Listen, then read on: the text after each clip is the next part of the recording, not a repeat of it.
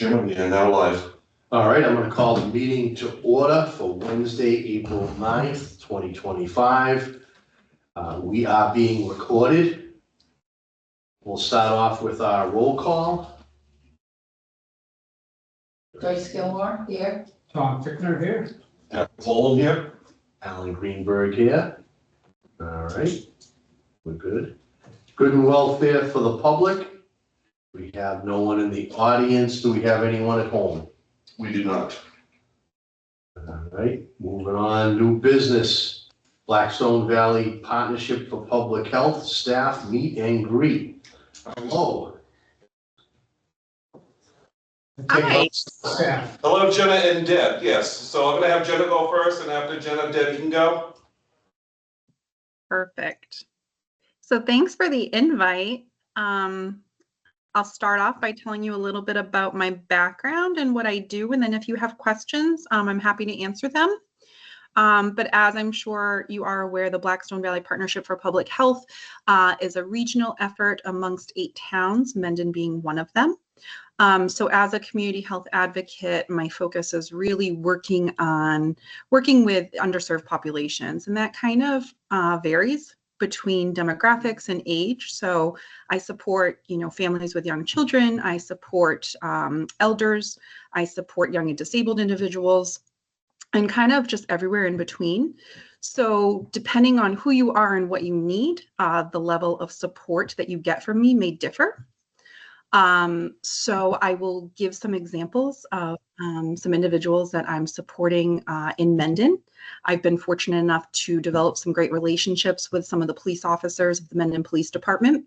And I've been able to support some former residents of Mendon secure more stable housing outside of Mendon. And I'm actually in the process of implementing library hours over at the Taft Public Library.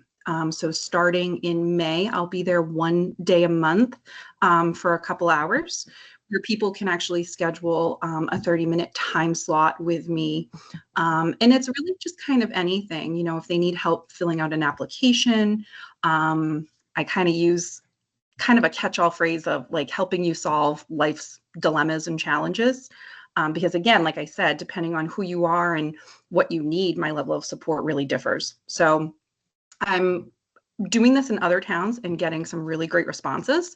So I'm really excited to have more of a presence in Mendon and supporting everybody in that capacity. So my background is really comprised, my education is actually in business. I have master's degrees in business, but I fell in love with social services and case management right after I finished business school, go figure. So I've been working for probably the last 10 years in some capacity in human services or social services. And like I said, I have a wealth of experience working with different populations, everything, like I said, from, families with young children to immigrants and undocumented individuals to our elders in the community. So my goal is always, to keep people at home as long as possible. And to do that, sometimes it means accessing various public resources and benefits and kind of helping them navigate those processes. So. Thank you. You're so welcome. Any board members have any questions or comments? So my name is Joyce Gilmore. I'm a nurse, and I'm loving what you're saying. Can you give me an example of someone without giving them up, so to speak, what happens and how it works? So again, every situation is very different, but in Mendon, I had a gentleman that was referred to me by an overnight staff member on the police department. This individual was evicted from his housing in Mendon, and he was kind of couch surfing, and really is considered on the low income spectrum in the grander scheme of things. So I was able to meet him outside of Mendon because, again, he was couch surfing. So I met him in Framingham, I met him in Bellingham, wherever he was, to kind of help him navigate the process of applying for low income subsidized housing. And to do that, there's an application process, but he also had some disabilities and he had some priorities. So helping him gather the appropriate documentation from his medical providers stating he had the disability, getting a copy of his DD 214 because he was a veteran and he did not have a copy. So helping him navigate that process so he could get on the wait lists, because when you have those priorities, you automatically get bumped to the top. So just kind of navigating that process inside and out with him and holding his hand through it.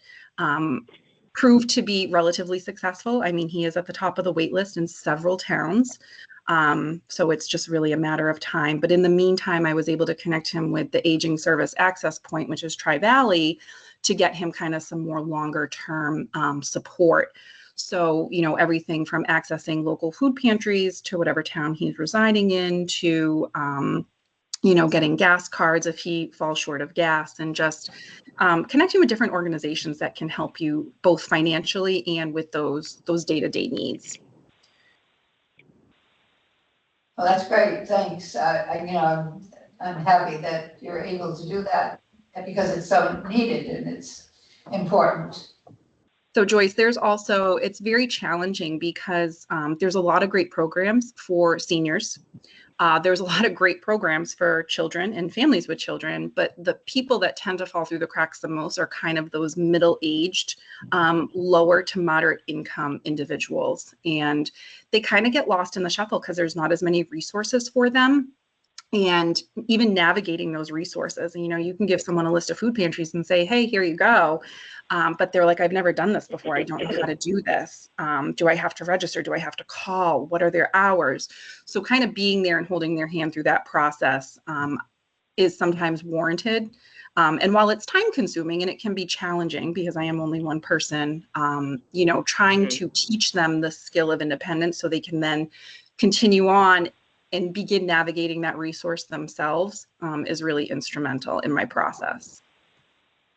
Well, that's great. I'm grateful to you for that because I've been around the tree a lot of times when there was no help and we didn't have that facility. So I'm happy that you're with us. It's great.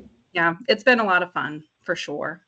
I really enjoy it. So I'm looking forward to, again, expanding my reach. I will be at the Mendon Library one day a month. So keep an eye on their website and their social media, as well as ours, because those hours are going to be advertised. So if you're in the neighborhood, drop by. Okay. Any other questions for Jenna? Hi, Jenna. I'm Tom. How you doing? Hi, Tom. Nice to meet you. Welcome aboard. Thanks. I have no particular questions. Just looking forward to having you participate, help out the community as much as possible. Yeah, looking forward to meeting you down the road. I would say in the grander scheme of things, Mendon is definitely that quiet little town. But again, it ebbs and flows. I've been in the position for a year now. So, I've had some happenings with Mendon, with different individuals I've supported. And right now it's quiet, but that's not to say that it doesn't change. So I am here and ready and willing and able to support when needed. So. Excellent. Thank you. It was so great to meet you guys. I'm Alan, and I had the opportunity of meeting you face to face a Yes. few months ago in the office. And it was great to learn about you and learn about some of your personal experiences. So I'm glad to see you again. And I will say, just in case you're not aware, Tom and I actually are both members of the Mendon Brush Association, which is a local group that tries to do anything they can to support the local community. So maybe we could be a resource sometimes for those people you talked about that kind of fall in the middle. We do a lot of fundraising, Awesome. and we try to turn as many of those dollars back into the community as possible. So like I said, perhaps, we could be of help when some of your other resources maybe won't apply. Yeah, absolutely. That would be awesome. I would love to definitely have more conversations about that because I'm always looking for those resources to help connect people. Very good. Thank you. Thank you. All right, thank you, Jenna. Deb, are you available? Okay, let's see. Let me do this. It was the traffic. Can you hear us, Deb?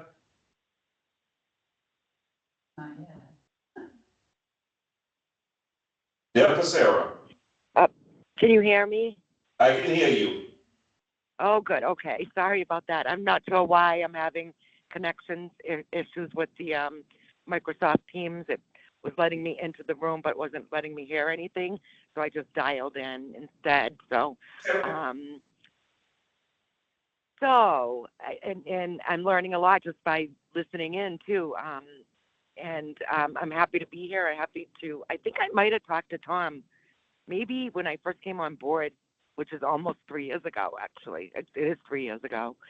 And so I'm the regional public health nurse, and I supplement the services that are provided to the town through the Blackstone Valley Partnership for Public Health and in the 8 towns that are in that partnership.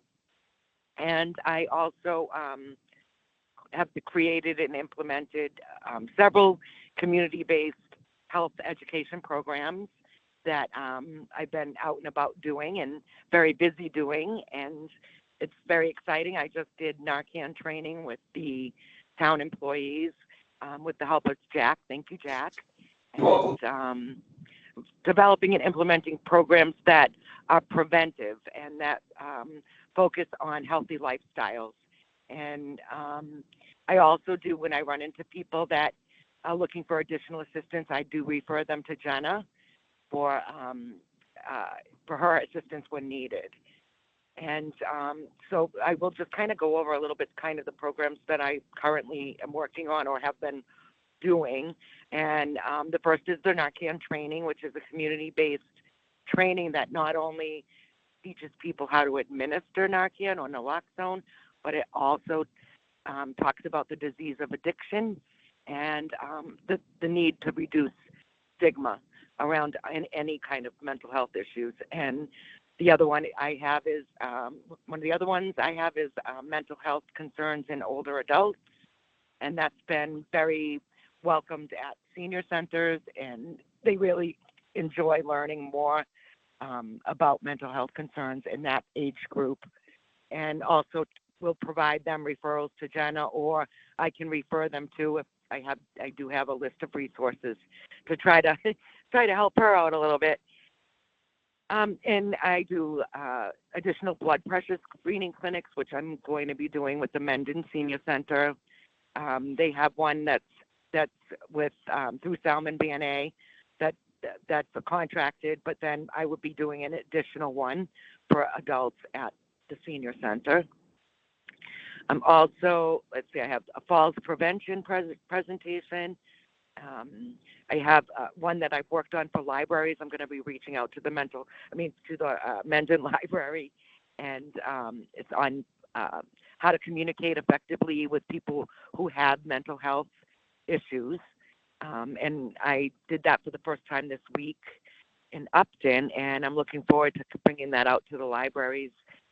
That libraries tend to be a place where people tend to gather, and the staff really needs more support on how to communicate with people who have these illnesses.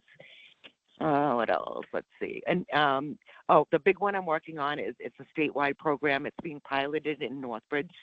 It's starting this weekend on Saturday at the Whiten Community Center. I'm working in collaboration with the UMass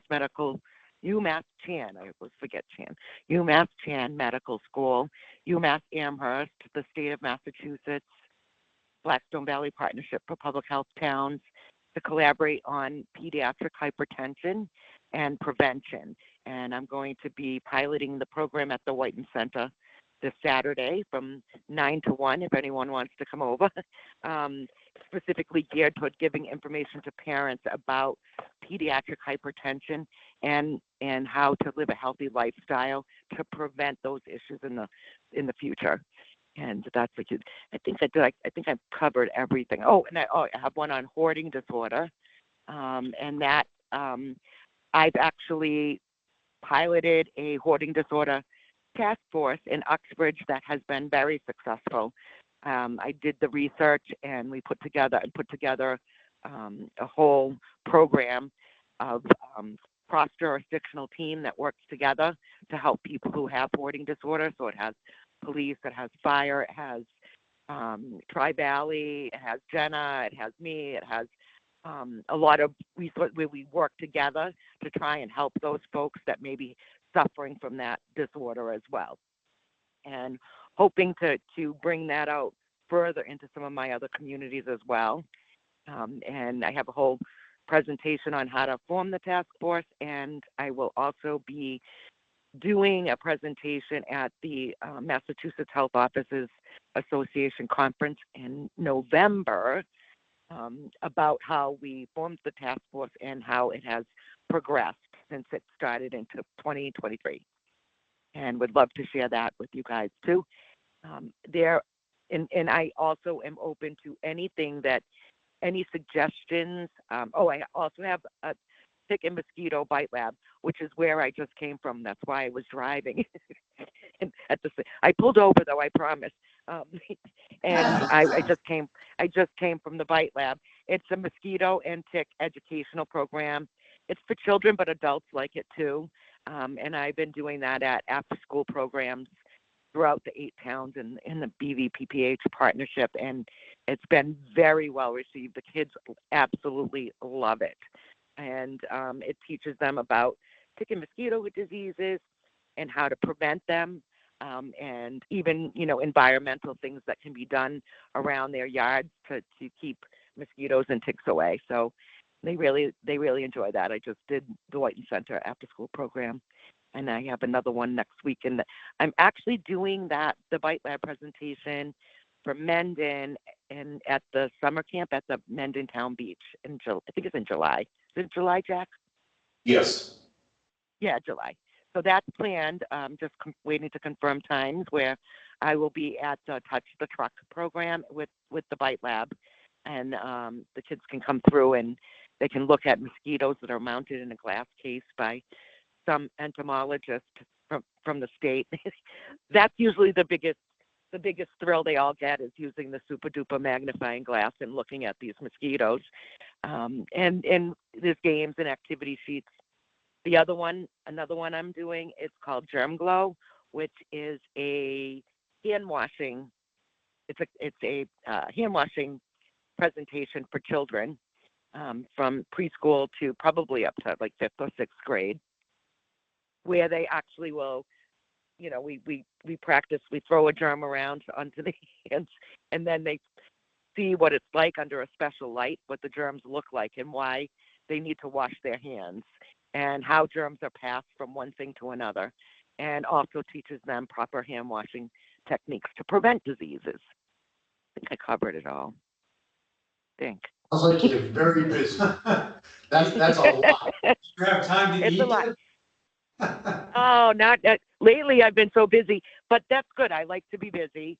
I also do follow the COVID cases, and I'm on Maven, your disease surveillance system, so I'm able to see what diseases are happening in your town, and what the prevalence is, and where we need to kind of focus on either education or outreach. And as you know, we're having this big measles outbreak, and there's a lot of concern about that. So we've been posting. I posted on the BVPPH website a measles graphic that can also be used on the town websites as well.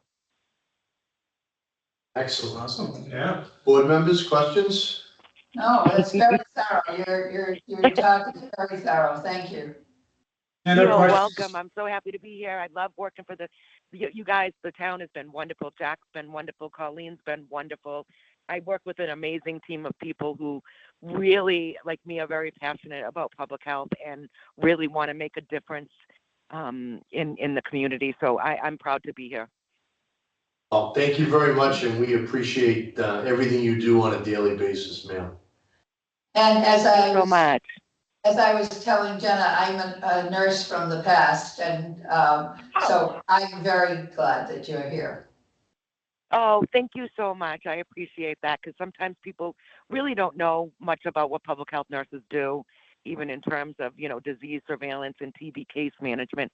So it's always wonderful to have another nurse on the board that that I can talk shop with, you know. Yes, I love it. And Does thank you. it help that I'm married to this? It does. Thank you very much, Jack. Our next candidate. All right, thank you very much, Deb. Thanks, Deb. All right, Dominique. bye-bye, guys. Have a good night. Bye. Dominique, are you available? Hey there, how you doing? Hey, Dominique, this is my board. Go ahead.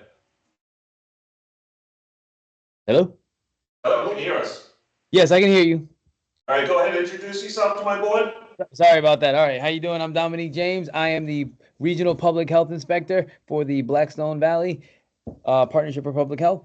So I started off as a chef. Almost have a dual degree in culinary and pastry arts. I'm one credit short away from that dual degree, but my professor told me travel the world a little bit and then come back and take the class. So I did that a little bit. So I've been working with the town since December, and I've just been going through all the different 8 towns. I've actually been by myself since my second month here. It's supposed to be 2 of us, but one of us, she had to leave, and I've just been by myself, keeping up every town. Also doing trainings. I'm right now currently doing tier 2 training, trying to, they're trying to have a overall more uniform inspection process. So they are taking all of the inspectors and putting us through 3 tiers of training. So right now I'm currently on tier 2. Interesting, learning a lot. Also, I just got certified as a pool operator, so I can go around and do pools, and I can add that. I've added pools to what I do. Also recreational camps, body art establishments, things of that nature, but mostly food, but I can do other things as well. Any questions for Dominique?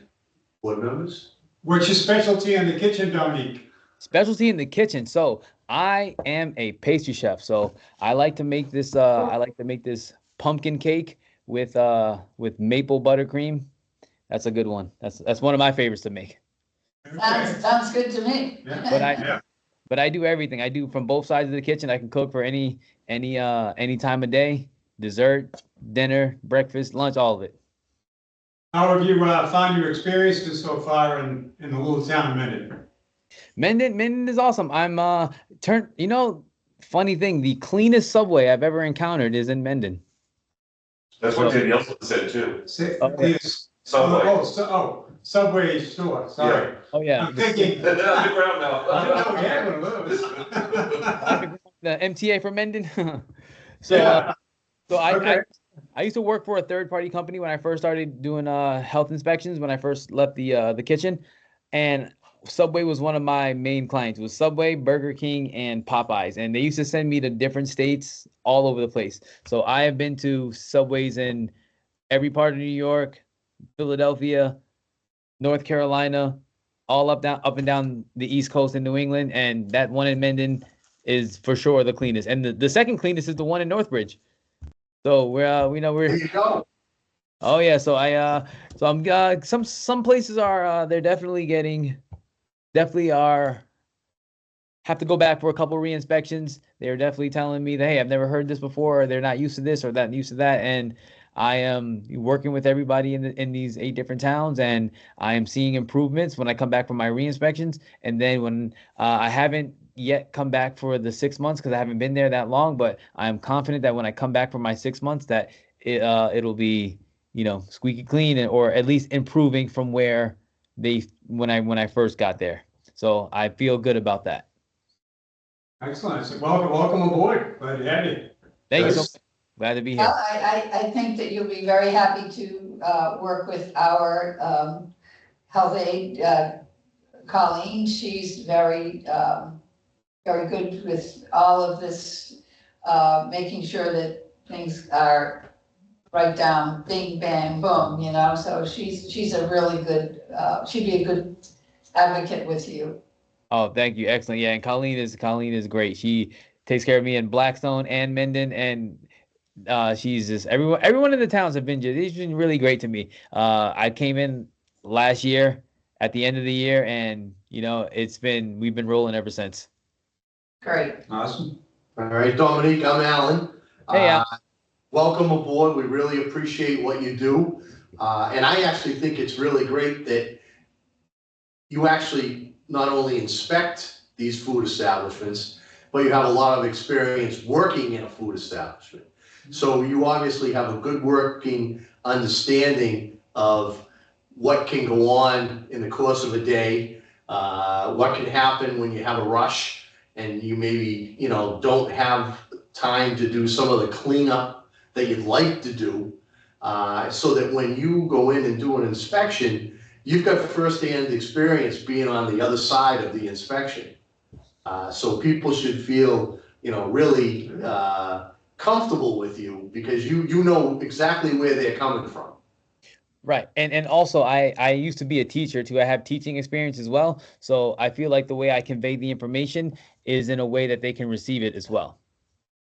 And that's a big thing on Colleen's side, is she wants to make sure that she constantly educates everyone and updates everyone on what the new restrictions or the new regulations may be. So I'm glad that you're of the same viewpoint, because if we don't instruct people correctly, it's very difficult to evaluate how they're doing. So I like your approach. Thank you so much. Did have one other last question. So Dominique, I've never seen an embroidered bee look the way it does on your cap. That's an interesting style there. Hey, listen, I tell everybody this. I tell everyone this. Listen, from New York, born and raised, formed and made. I rooted for these teams. I rooted for these teams my whole life. I've moved to New England about 11 years ago this month. Yeah, 11 years ago. And I still ride with my New York teams, although they are the most hated ever. And I ride with them. And wouldn't you rather have that person on your side than someone that'll switch, for loyalty? Yes, I would. You got it. Yep. Any more questions? No, I'm good. No, I'm good. Thank you. Welcome. Hopefully we'll meet in person sometime. Absolutely. Thank you so much. All right, thank you, Dominique. Thank you. All right, thank you, Jenna, I appreciate it. Jenna, thank you. No again. worries. It was great to see everyone. And again, thanks a bunch. It's been super fun in Mendon, and I'm looking forward to continuing the work. Excellent, thank you. Great. Thank you. All right, have a good night, both of you. All right, Bye, thank you. Jack. Thanks for fun. Bye. All right, so moving on, 69 Hartford Avenue West. Update on their private well status. I didn't know if you want to give a brief overview of what you explained to me from your voicemail. Okay, I received a call from a local resident that had been called to meet with Amy from the senior center to go over and look at a situation involving the well at 69 Hartford Ave West, the Bud & Son. Oh, yes, oh, yeah, Normal okay, parts on it. right, yeah, Right. I know. Supposedly somewhere during the course of the winter, the well froze, the well line froze up. Uh-huh, And they were without water for an extended period of time. And somehow Amy got involved through the senior center because she has access to a fund, a philanthropic fund that will help people with some of these situations. This gentleman is a licensed septic installer uh-huh, and an excavator by trade, well known to the board. I don't know if he wants to be named or not at this time, but anyway, he went over there and looked, and he saw that it was a dug well, and the dug well was to the left of the former auto body shop. yeah, And it was covered, it was level with the ground, and it was covered with a couple pieces of flimsy sheet metal. right, When he opened it up, it didn't smell that great.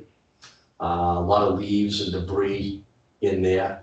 I'm assuming because it was level with the ground that in a heavy rain, surface water was probably getting in there. Yeah, sure.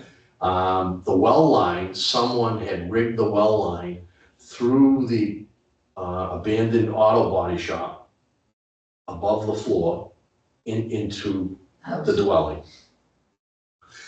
I found out later on that a well company had been called to get the water running again. And they disinfected the well. Uh-huh.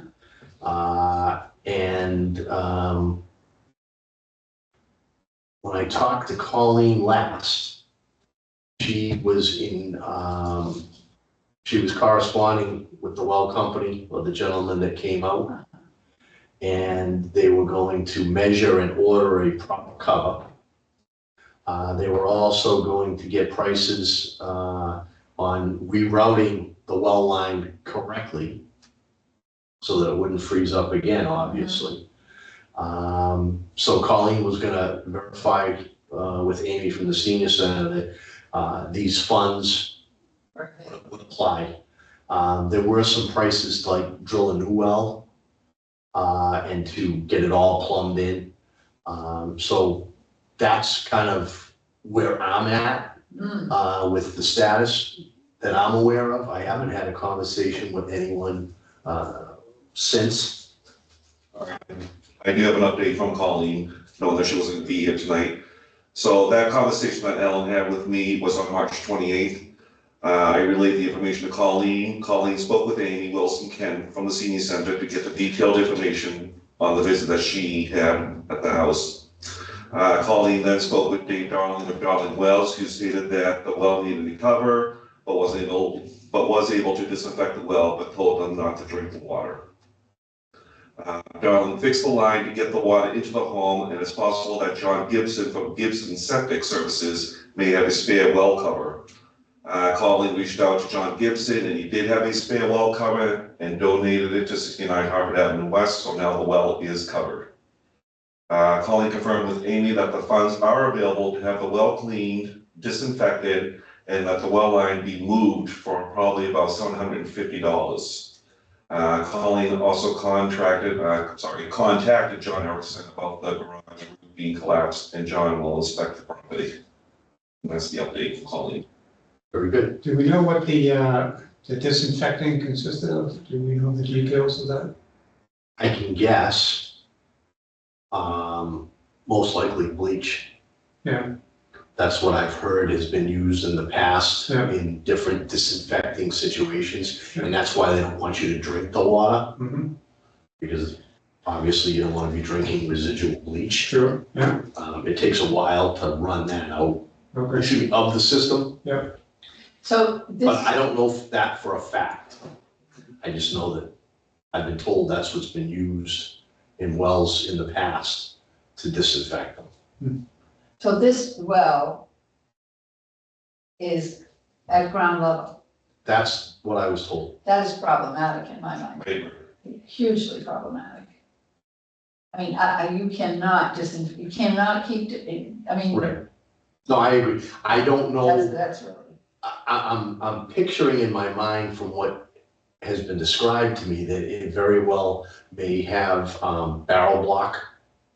So I would be more comfortable with that being built up and then the cover put on it, because if it's built up and they use hydraulic cement, that should eliminate the groundwater from getting in there. But I mean, you're so close to the swamp. Right. If it's a dug well, Right. I don't know.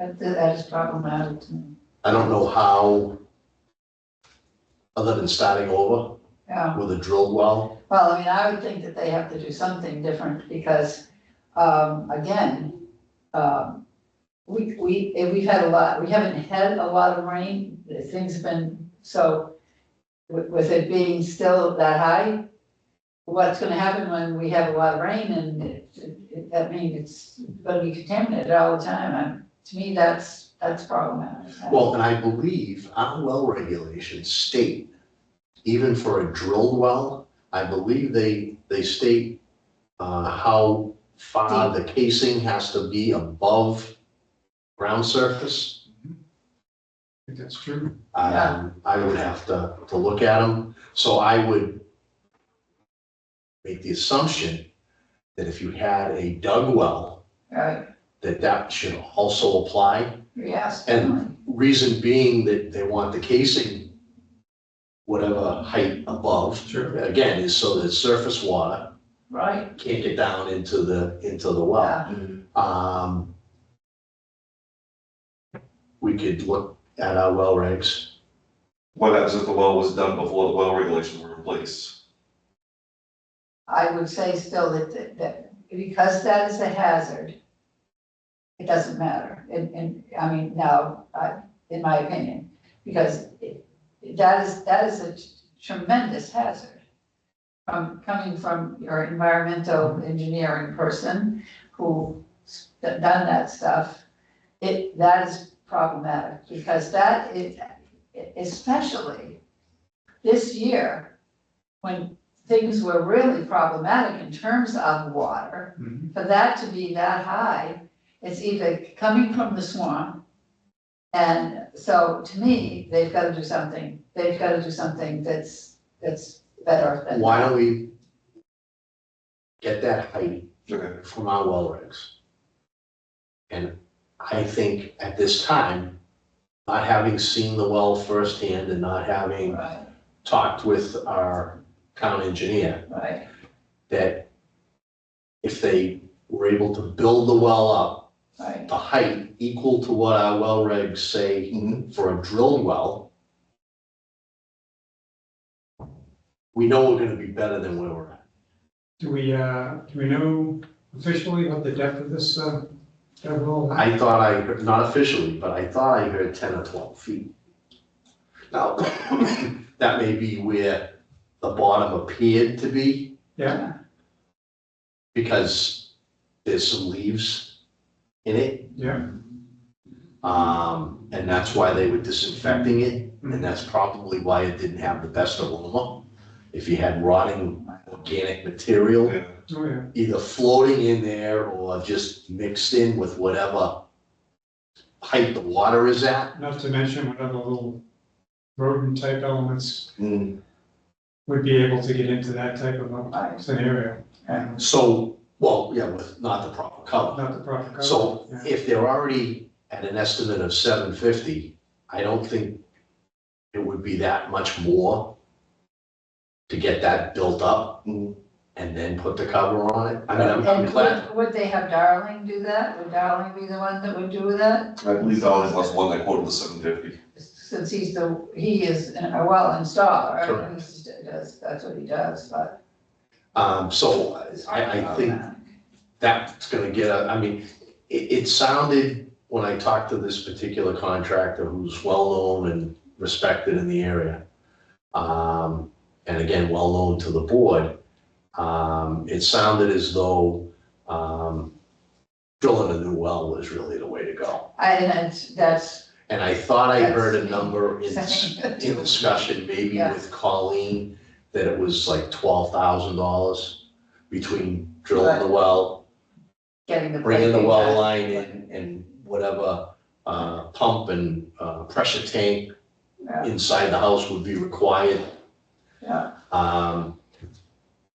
But our health inspector is the expert, and she's working on a solution. So we'll, this is the update as of now.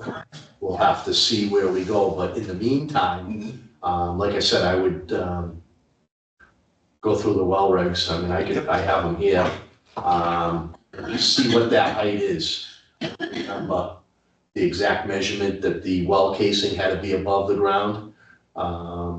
And I would expect that for a dug well, that the height above ground for whatever the concrete buildup is before you put the cover on should at least be equal, regardless of when it was dug. right, For I safety, don't believe, to be honest with you, our regulations have a quote unquote grandfathered element. Yeah. Well, I think for wells, in my opinion now, and this is just an opinion, Yeah, that you have to do what's right, no matter how long it's been in or what they've done. It's, that you cannot just say, oh yeah, well, okay, you built this before the rules, so it's okay. No, well, it's that's what not I mean. okay. What I'm Yeah. saying It's is that not, our right, regulations well, that's what don't I'm saying, have right. grandfather Yeah, element, right. I believe. So when they went into effect, it was That immediate. was a different That was, thing, that was a different time, You know, things are, but but, it would have been nice, probably, I would have been interested to have gotten a test on that water after they got it active to the house, before they did the bleaching, whatever they used. Yeah, that's, again, that's what I'm. Disinfectant, just to get a reading on Yeah, what it what was. came up in that water. Yeah, I don't think the initial problem was the water quality. Mhm. It was the fact that the line froze and they had no water. Oh, no, I understand what I'm saying. So that's what brought this all on. Correct. These other things were discovered in trying to find a way to appropriately plumb this dug well into the house so it wouldn't freeze in the future. No, I understand, and once they opened the line and they got active running water into the home, what might have been a good idea is at that point, before the disinfecting took place, to have gotten an understanding, a reading from a lab perspective, the quality of that water that was coming through the line. Yeah, now that we're discussing it, I thought somewhere along the line, in the discussion with Colleen, that they were actually going to attempt to clean some of the leaves and muck out of the well. Well, before they disinfect it, they're gonna clean the well. Okay. They're gonna, let's see here, clean, disinfect, and test after the fact. So they haven't disinfected yet then? No, they have not. Oh, okay, I was under the impression they. Well, they disinfected the first time, Right. March 28th. But when they actually do the work of the 750, they're gonna do everything.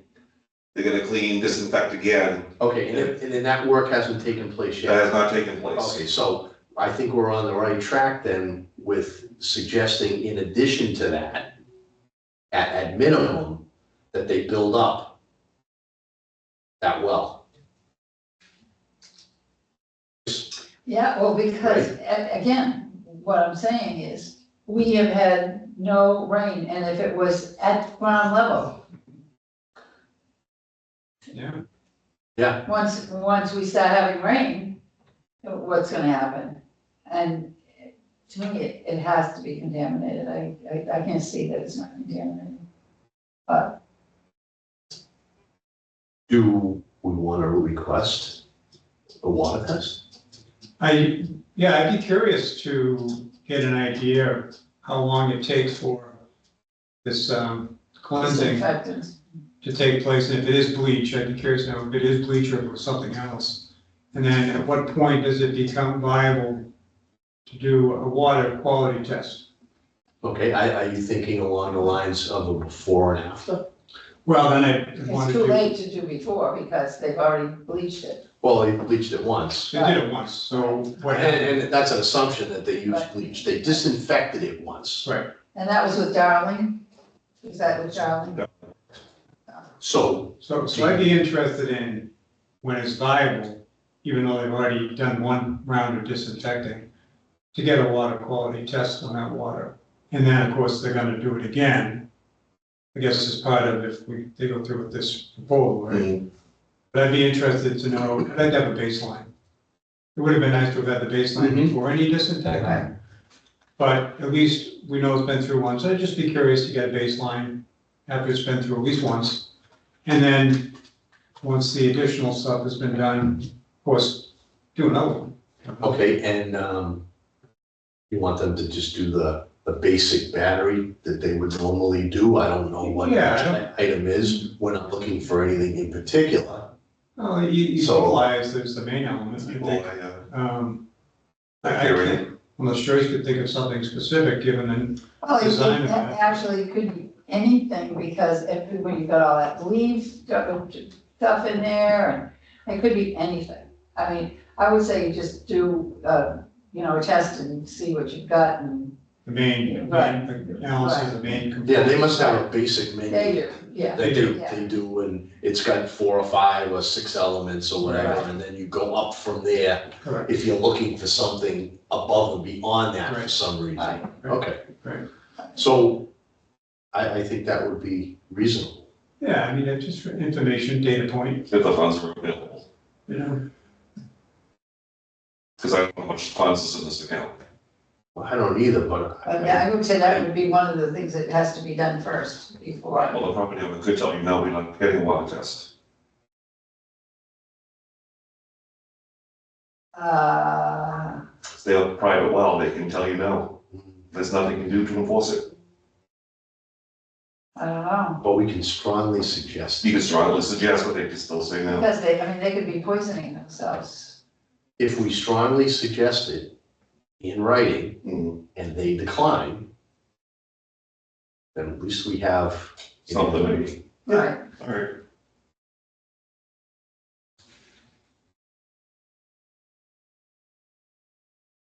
Yeah, I because mean, ultimately, the goal, you're trying to look out for the health of Right. that, the yeah, occupants of the home. absolutely. I agree. But Jack has a point, where Yeah. it is a private well, but I think we should strongly suggest, and they have the option. Didn't you say you get, do you guys get your well tested? I do, How much does Every one 3 cost? years. every 3 years, How much yeah. does one cost? Well, we didn't do it, it's a coming time to do it now, so it'll probably be up, like, it's somewhere between $50 and $80. That's it? Yeah, yeah, Yes. And that's for the, and you bring the water to them, you know, we take the water right out of the faucet, and bring it to them, and, And they test everything? yeah, Well, they just tested one or two things. they just make sure Yeah, that it's make probably sure that it's, 4 or 5 different Drinkable. categories, Yeah. you It's know, not expensive. very general, no, I would have thought it would have been a little more than that. right, well, again, Because I was thinking we're on our $400. 3rd year, we do it every 3 years. So this is coming to the 3rd year, so where things that, everything is more expensive Mhm. now. I haven't done it yet, I mean, haven't said, oh, let's do it, because we like to wait until it's like, you know, Yeah, summertime and that sort of thing, and see what it is, but, So we've got a plan, okay. we'll see what we get for a response. right, And again, we'll double check the well regs, Mhm. and whatever the distance is from the ground to the top of the casing, we would expect that to be raised that same increment, whether it's 12 inches, 18 inches, 24 inches, whatever it is. Mhm. But I'm 99.9% sure it's in there somewhere. and I think, as a matter of fact, in our last discussions with Tom on well regulations, casing came up in our conversation as part of that. Because somebody asked, maybe you've been yourself, asked about dimensions and so forth, and we found it in a section of that, Okay. of our current proposed regs. And see what we get, All right, you know? I will do that. Well, at least we know they've been informed, Right, so yeah. the assumption is now they are drinking only bottled Right. water. I mean, I guess they could one use, hopes. I guess they could be using this water though for Yeah, bath, other purposes, right? Yeah. Washing dishes. Washing dishes. So- even that's a little problematic. Well, yeah, it definitely can be, I mean, Right, especially if you're washing them by hand, mhm, it's not gonna get as hot, as the dishwasher, right? And you're not gonna have that same cycle or whatever you Right, have, yeah. where they kinda get steamed. yeah, Um, and again, I don't think that is a large sum of money. I mean, we're very fortunate this fund exists, Mhm. but that shouldn't be a huge strain on it. Yeah, for some strange reason, I thought it was like $400 for a water test. Now, depending that's if upon you're what getting you're testing. really into it, and Into you're it. doing things like you're going the route of PFAS right, and all those components. Okay. That's when, because my daughter had a similar test like that done in a house in Upton, it was about $250, $300. But it was a very extensive, in-depth. But even that, it was before- 250 or 300 for an upper level test. Yeah. Right, Shows you're not too far off then, right, for the basic batch. right.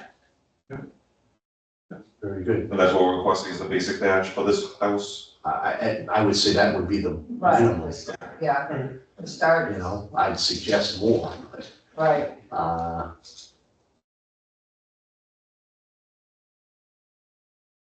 And again, the emphasis is just to have them understand it's safe, that it's your health and. Your health, exactly. Welfare. Right. and, You know,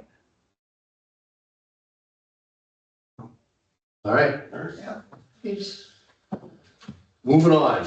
Town of Mendon's trash recycling program, very nice graphic. awesome. Wow. yeah, that,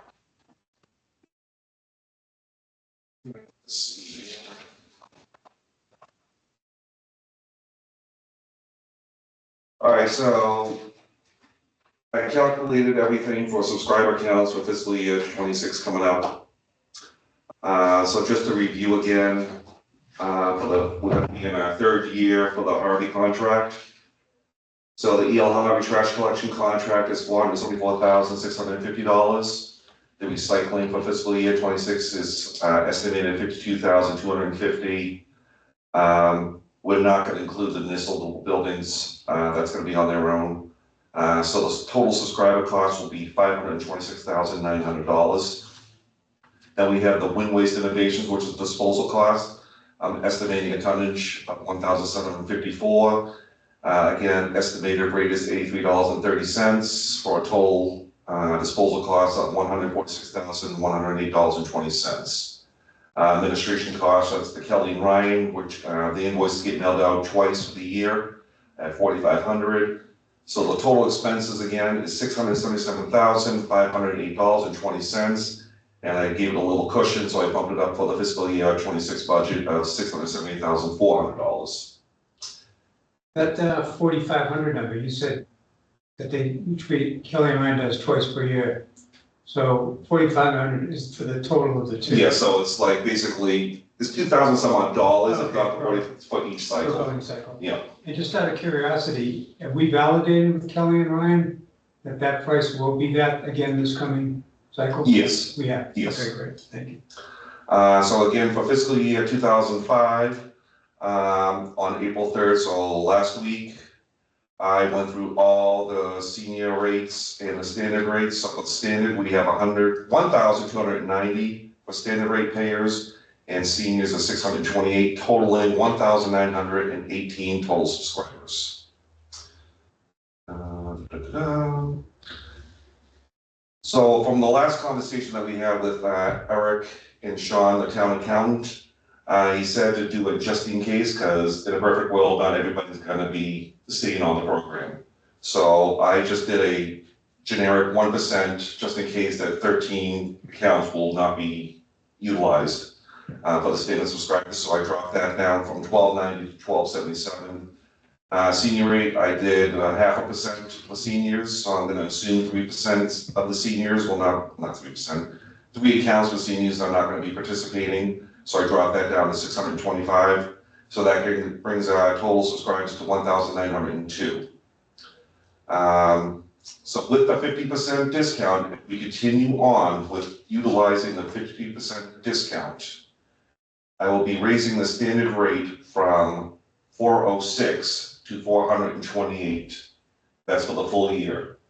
And the senior rate would be going from 203 to 214. So that will get me closest of all the collections to 680,306. And again, my 26 budget is 678,400. So the seniors will be saving an annual of $214. So, in talking with Tom, we don't think we can sustain this 50% discount because, as you can see here, in 2023, standard rates was 1,347, seniors was 508, total of 1,856.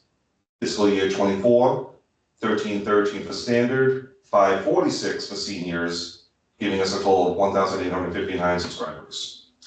This year, fiscal year 25, 1328 for standard, 578 for seniors, bringing us to 1906. And I am estimating again, 1,290 for standard, 628 for seniors, bringing us a total of 1,918 subscribers. So our senior population is steadily increasing. It's went up 7% from 23 to 24. It went up another 6% from 24 to 25, and it went up 9% from 25 to 26. Okay. So just to clarify something, I know that we had conversed a little bit. I'm not definitively in the camp that says it's not sustainable.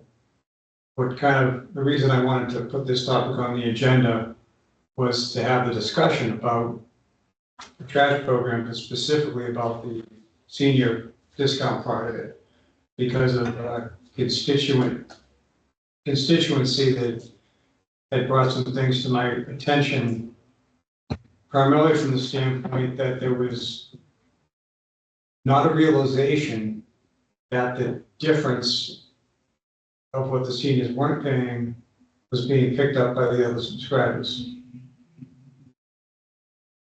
We don't spell that out anywhere. It was pointed out to me that we don't state that for people to quote unquote see in black and white. I mean, I would have thought that over the years would have simply been a given that if we're given a discount to a group of individuals, that the remaining portion or whatever needs to be paid for the contract, the remaining number of subscribers would be picking up the difference. Right. But it had just been pointed out that we don't spell that out anywhere. Okay. Which is why I wanted to bring forth the discussion of the discount program. But in conversing with Jack and looking at numbers, it did come up that, are we at a point here where possibly this program, the way it exists, may not be sustainable moving down the road? I guess one of the key questions here is, what do our subscribers in general feel about picking up the difference to help support the seniors in the community with the program the way it is? So, just for this. Okay, so you're going up 9% for 2026, so that's what you're thinking is Yes. gonna happen. So there'll be, but, again, what happens is, in my opinion, seniors don't have as much trash. So like, when you get your trash picked up, I mean, we don't put trash out every week. We don't create enough. But if you are with you're say 30 years old and your wife is 30 years old and you've got 6 kids, you're putting out trash every damn day, practically. So, I mean, I'm thinking about it in that world. Picture, we're not putting out as much trash as a young couple. You know what I'm saying? well, there are 2 reasons that I have always supported the program. Right. And you were here before me. Correct. Not much, but. Yeah. And the 2 reasons were, as you just stated, Joyce, that was one, because the belief is that the seniors don't produce as much trash Right. as an average family of 4, let's Mhm. say, right? 2 adults, 2 children. The other reason was because at the time, we felt that it was a good benefit to give our senior population. That because they reached that mark in their life, that was a good thing to do for our seniors. So from that perspective, it was twofold. It wasn't just based on trash, but it was based on something to do for the senior population. That's how And that's how I always understood it. It was a show of respect Right. for the senior population. And the fact that they generate less. Which I think that's really what we should be basing it on, that they, you know, their population is just like two people, and sometimes it's one older person living in the house. Mhm. And putting out trash maybe only every 2 weeks or every 3 weeks, because they don't generate that much trash. I So- mean, I think that's the thing, is generating. So therein lies the question. And because we have, I was thinking originally when I was talking to Jack about this, that maybe a way to go is we could have Phil, we could give him a list of these accounts. We have 600 and something of them now, Yeah, right? And as he's going around, He'll go crazy. you know, I mean, he knows his route so well, and that's the benefit of having a regular person. Over the course of, I don't know, 2 or 3 cycles, maybe over the course of a month, with the addresses, get feedback on whether or not, you know, these addresses, yeah, I'm only seeing trash every other week versus every week, or every 3 weeks, for that matter, from this particular resident. But the other thing that's changed is we changed our program. Where it used to just be bags and loose barrels, we went specifically to a structured toter system. So that everybody has a toter for trash, and everybody has a toter for recycling. Right. So you could have a situation where in the toter for a senior, for trash, they might put the toter out, but they only have a couple of bags in it, but they're still putting the toter out to Right, be tipped. right, Right, we're not counting bags, it's still a toter. Versus another resident who might have 4 in their household, they're still using the one trash toter and the one recycle toter. but They they're might have- packing it, They might have 8 or 9 of those right, bags in it, right. but it's still one toter. It's all in the one. it's probably impossible to police, because we also know,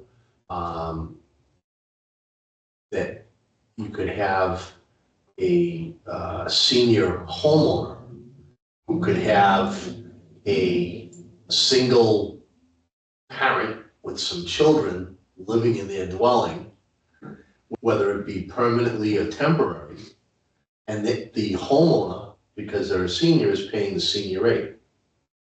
And they could very well be putting out one toter for recycling, and because of the way our program is, they could be putting out 2 toters full of trash. Because we allow 2. Yeah. 2 65-gallon toters. And it's impossible to police. And again, that particular living situation that I just said could be temporary, could be permanent, depending upon how you classify temporary and permanent.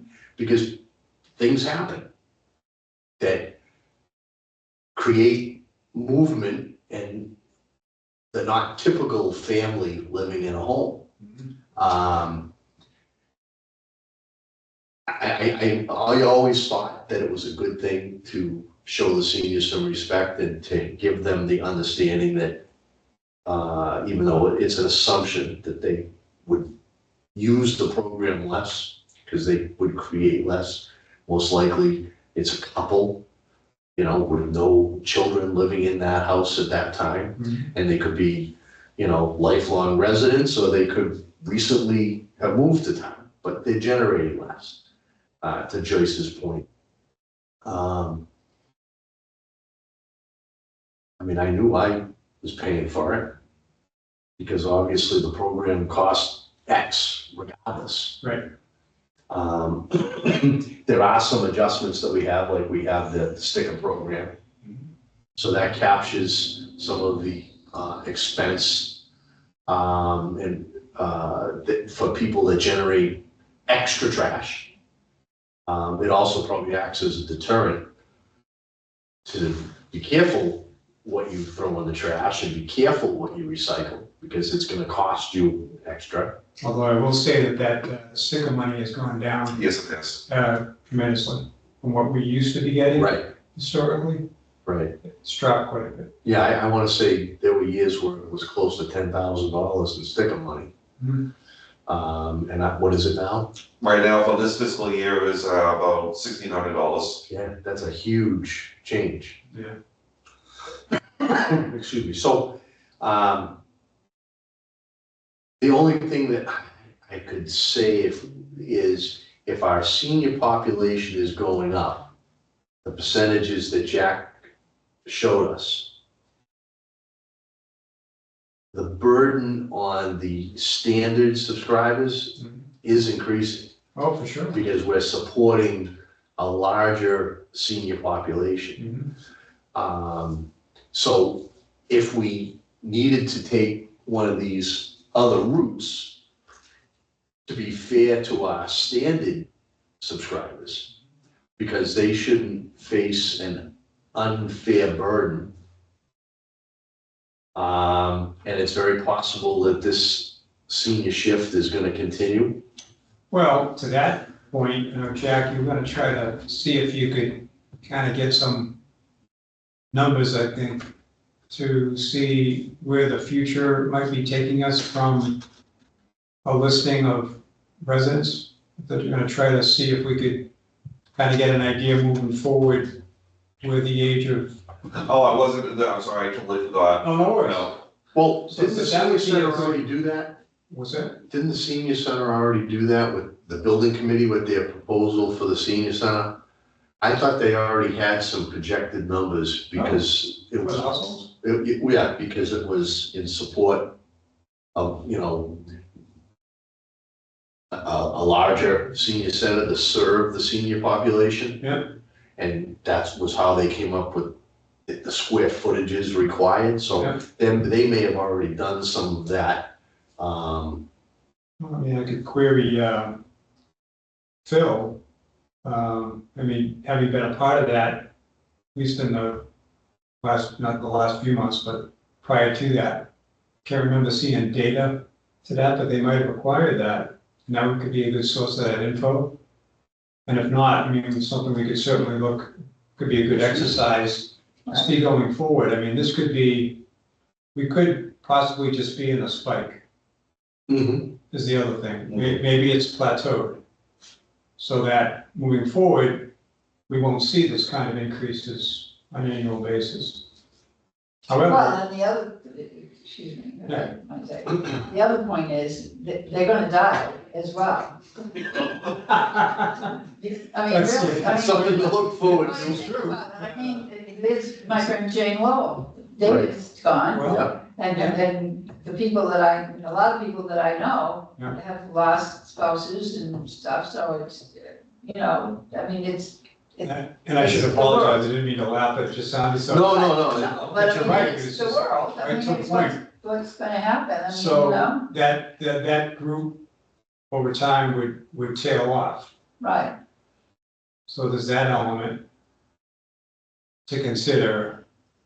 But in the interim, you have potentially a good 20 years of existence from the time someone turns, on average, at least 65 to 80, good 15 anyway, as the populations are lasting Right. longer, we're right, healthier that's overall. and right.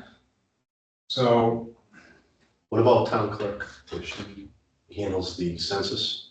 Well, that's what I was gonna do, that requested link. So for this fiscal year, I was taking anybody born 1960 and under for the age 65. So I was gonna take the town census and find anybody from 1961, that would have gave me who's gonna be turning 65 next fiscal year. Right. Then I would have went to 1962, then that would have been the seniors. Okay, so I think you should sort of do both. See if some of that information for the future exists in any of the research done okay, for the senior center. Yeah. Or the proposed senior center. Yeah. And check with Alan. Yeah. Because chances are, if the senior center may have already worked with the town clerk to get that information. Okay. In the meantime, we have to set a rate. Correct. So we have to decide whether we stay the course Well, I believe at this point in the game, I think it would be unfair to change. I think this is an initial discussion. Here we are in April, Mhm. and an abundance of people have submitted those discount forms. I don't think necessarily it would be prudent to make that change for this coming fiscal year, to be honest with you. Okay, I think we need to gather some data, Study, yeah, you know, do a little study in here, see what is involved, and whether or not, based on the data of information we collect, do we think it might be sustainable? Because we might find in the data we get, well, wait a minute, it looks like we have a little bit of a, either an evening out, or there's a bit of a gap here. It'll be a while before the next group Mhm. hits that, and then to your point, the other side, that could tail off and, fly south. right, right? But trend wise, if we thought this was gonna continue right, pretty regularly and aggressively like this, there's some discussions there about whether or not it really would be sustainable to maintain it, the program in its present form. Mhm.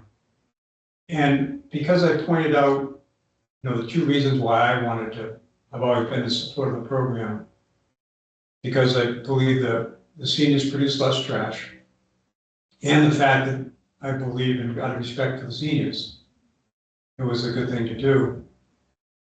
What would be the viewpoint of the standard subscriber to that concept?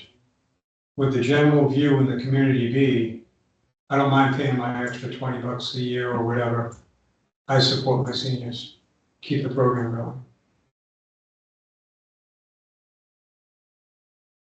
Because that's the group that the extra money is gonna fall on. I mean, yes, the senior will see an increase as Correct. well because rates go up. right, right, They get that automatic 50%. right. But again, But as it's I set up said, with you know, two-thirds. the amount of trash, you were paying for trash that we get rid of, the amount Right. of trash for, you know, the seniors, I mean, if it's anything like we are, which I am, we don't, you know, we're very, first of all, we're very cautious of stuff. And we put out the trash probably every other week. You know, and still it's not really full, it's, you know, Well, maybe we have some three, seniors that, 3 bags on the kitchen, you know, and you know, I go around, get all the waste baskets that are upstairs in the rooms and, you know. we have some seniors that disappear for 3 or 4 months. Yes, yeah, a lot of them, they go for the winter, So like the Sullivans. they're not accessing Yeah, because they're exactly, not present. exactly, yeah, That's right. your point is And very well taken And the there, way our program is set up, yeah, you can't hop on and hop off. No. So right, if they're spending 3 or 4 months somewhere else, yeah, they're not even utilizing the program. The trucking is essentially a flat rate Mhm. per household. So if That- you took, It's a flat rate that, you know, on a regular basis increases. oh yeah. It's flat for a while and then it goes to the next level. Oh, what I meant was it's a fixed, it's a Yes. fixed number. right, The tonnage and the recycling are variables, but the actual trucking Yeah. of the trash That's right. is a fixed number. So if you took that number and divided it by the total number of households that we serve, Right. that number's not gonna change. It's the same every household. And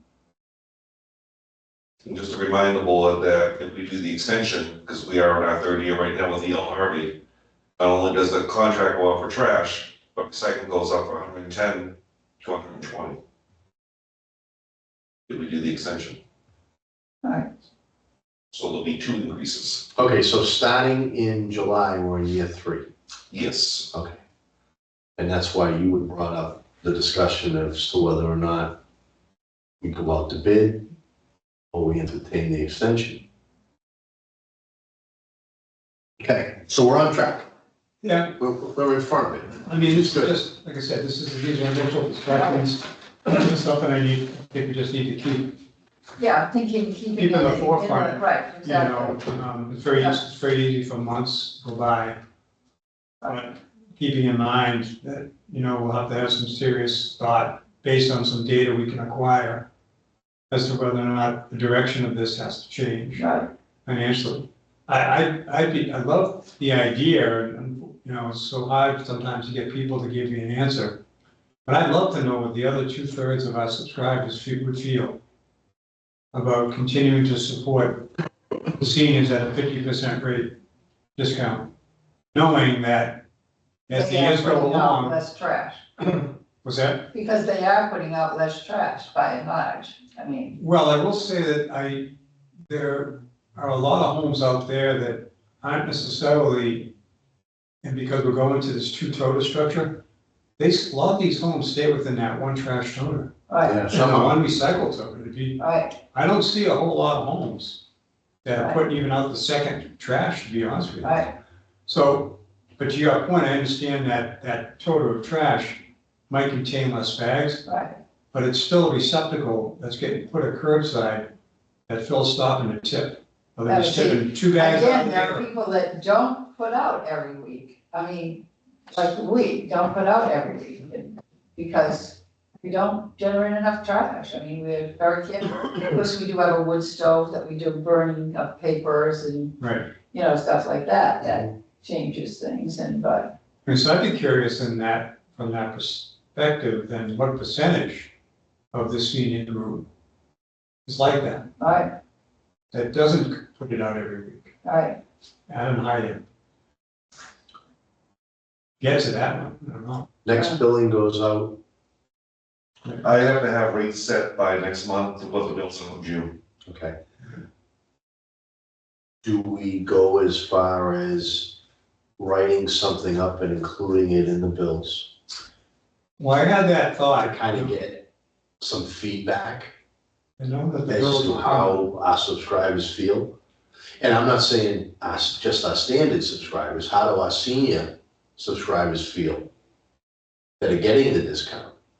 They may write back, you know, that we really appreciate it, and, you know, I mean, we may find some gratitude, Yeah, some Comes people might back. say, and don't need it. we may find some, standard, you know, somehow to get some kind of comments, even if we had like 5 predetermined, right, people could check them, just so that we could tabulate it. right. I don't know, I mean, does it cost us extra to put something like that in the bill? It's printing and inserting, I think it's like $200 and some odd dollars, because we did it for our, what you call it? Hmm. We just had an insert done in January. Oh, The census, the trash discount and the Livestock. Okay, livestock one. Yeah. okay, so do we make that investment to get some feedback? I think it's, not that I want to spend money needlessly, but I think it's. I call it that's an a- investment. Yes. I think it's a worthwhile investment. It's an effort that we're taking to try to garner some feedback from our Yeah. community members, our subscribers who are using this program. Because I don't know, I mean, it's not something we could ask at town meeting, because not everybody goes to town meeting. Right, So that's really the only way to capture yeah, we would to be, to all go the with the bill, subscribers. Yeah. to go with the bill, right, yeah, I agree. And like I said, if we had 5 or 6 options, Mhm. try to cover the bases. Yeah. And that way we could tabulate them. You know, how many checked off 1, how many checked off 2, 3, 4, 5. Yeah, Am I making any sense? Yeah. I agree. Yeah, and then that type of a notice also, in its information part, we're specifically informing the subscribers so there's clarity in them understanding how this program works and Right, where the support's coming from financially, standard versus, we'd have a little element of that in that, and then, to your point, something that then asks the key questions. And then do we also include the reason why it was conceived that way? Yes, Listing both, Yeah, listing the assumption that seniors generate less trash, Yeah, and that a show of respect for our seniors. I mean, let's face it, in a lot of areas, our seniors pay for a lot of services that they don't use anymore. They still pay the full boat for schools and their taxes, and they're not sending kids to school because they're seniors and they want to stay in this community. So this is a small way of respecting the fact that in a lot of situations, they're still paying full boat, but they're not utilizing a lot of the things that are available all right. to them.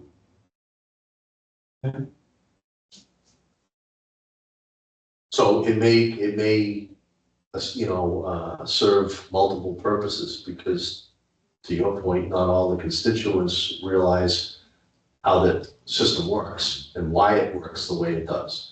That they're actually shouldering a little more of the burden so the seniors can shoulder a little less. Mm-hmm. So that'll put it out there in black and white, and hopefully they're gonna feel good about it. I think they should. Right. They should feel good about it, but, we can definitely get a finger on the pulse. Do you have a question for you, Jack, on this spreadsheet? Yeah. So in the middle of the spreadsheet, we talk about the 4-year billing cycle, standard rate. So you had a tally there of 546, 556. Yep. And then below that, 1,337.50. Yep. That represents, So the 428 is times 1,277 standard subscribers, and the 214 is times the 625 senior rate subscribers. So that's the annual. and that's the 683.06 total. Correct. But over on the left, where we were taking out the 19.5, we have, we were saying, Municipal. we're taking out the buildings. municipal part. Yeah. So that brought subscriber costs to 526.9 Without the disposal without the costs. disposal. item. No, you look at the yellow highlighted line with the red arrow.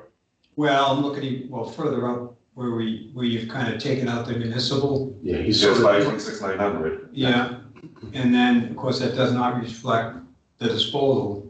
yeah, which is 146,108 Right. plus the admin. Plus the admin. So that got us to the 677. Is that right? Correct. Okay, I think I just got thrown by Right, that 546 and the 526. I see what you did now. Thank you. Yeah, that 678 was what was budgeted. Correct. The 680 is what we would collect, and then that 1906 is proposed if everything goes. If everything goes well. Plan. But you can't plan it any closer than that. You can't get any closer. That's good. And the added element here too is that this year we go to the enterprise fund, which we haven't had before. So any extra funds now we can control within our department, and that potentially helps future costs, depending on other variables of increases, but money like that could be used to help offset, possibly the expenditure to the public for the service. Probably won't be a lot.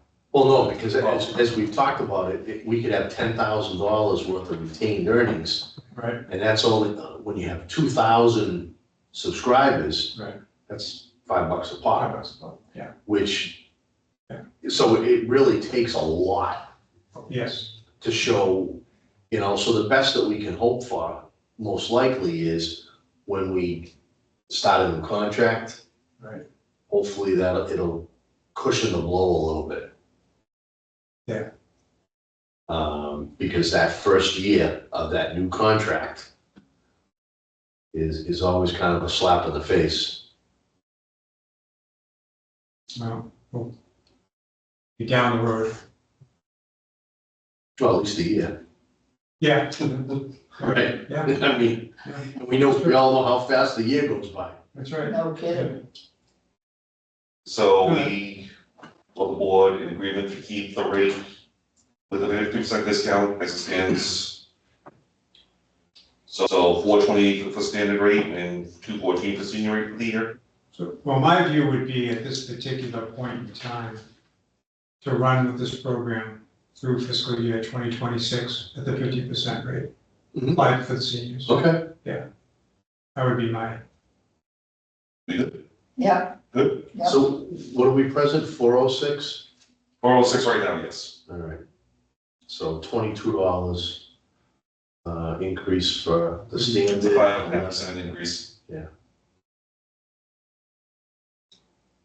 We do the best we can. We do.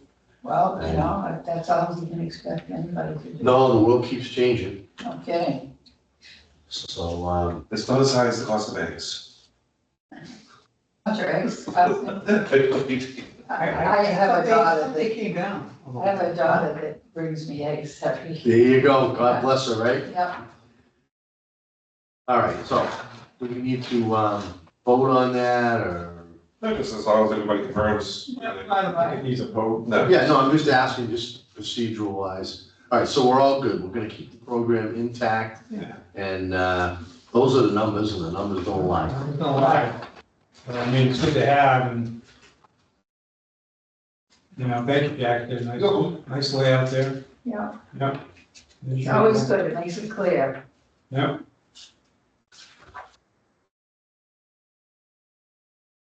All right. Board of Health minutes. Minutes.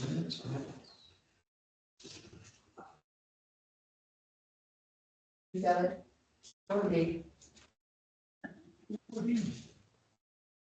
Everything I saw That's good. was not until the last page, so if anybody else has anything, actually page 3. So if anybody else has something before that, feel free to start. Well, overall, great job on the minutes, Jack. Thank you. Content was fine. I know it was a little short meeting, there wasn't a whole lot of discussions on this particular one. I only had, there was a couple of just grammatical things just to tweak on page 2. Item C, Item C, yep. once we get the fourth sentence down, 1, 2, 3, 4. Those that deal with? where it says, work with Chief Bengma. Yep. And I think after that, the word is probably meant to be to instead of in. To incorporate some Yeah. additional language. Good catch.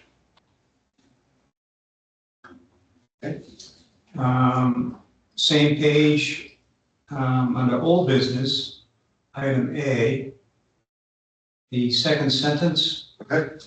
Where it says, discuss the board's desire to engage, probably that word in. Could be removed. Yeah, exactly.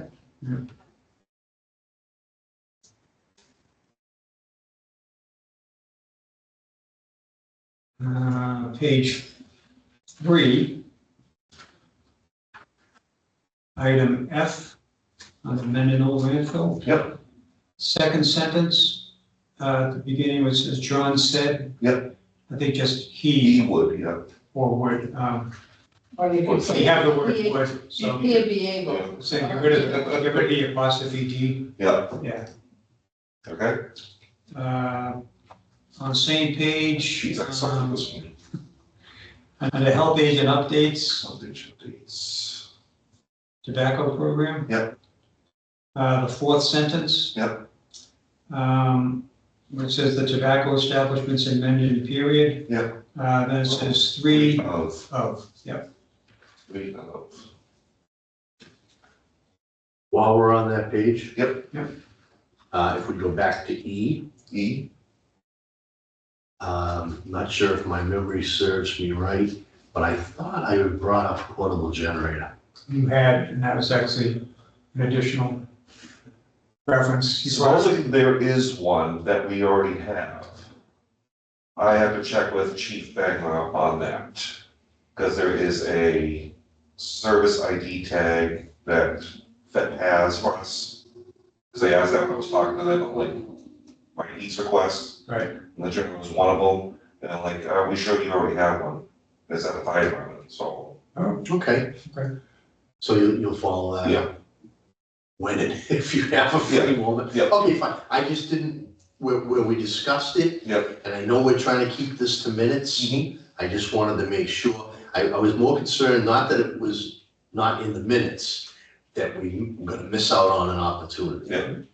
yeah, I thought it was a good point to actually include in the structure, because it was a good discussion point. And there was another discussion point, and you could keep it simple, where Colleen also informed us about the trailer being available in Blackstone. So just somewhere we could incorporate,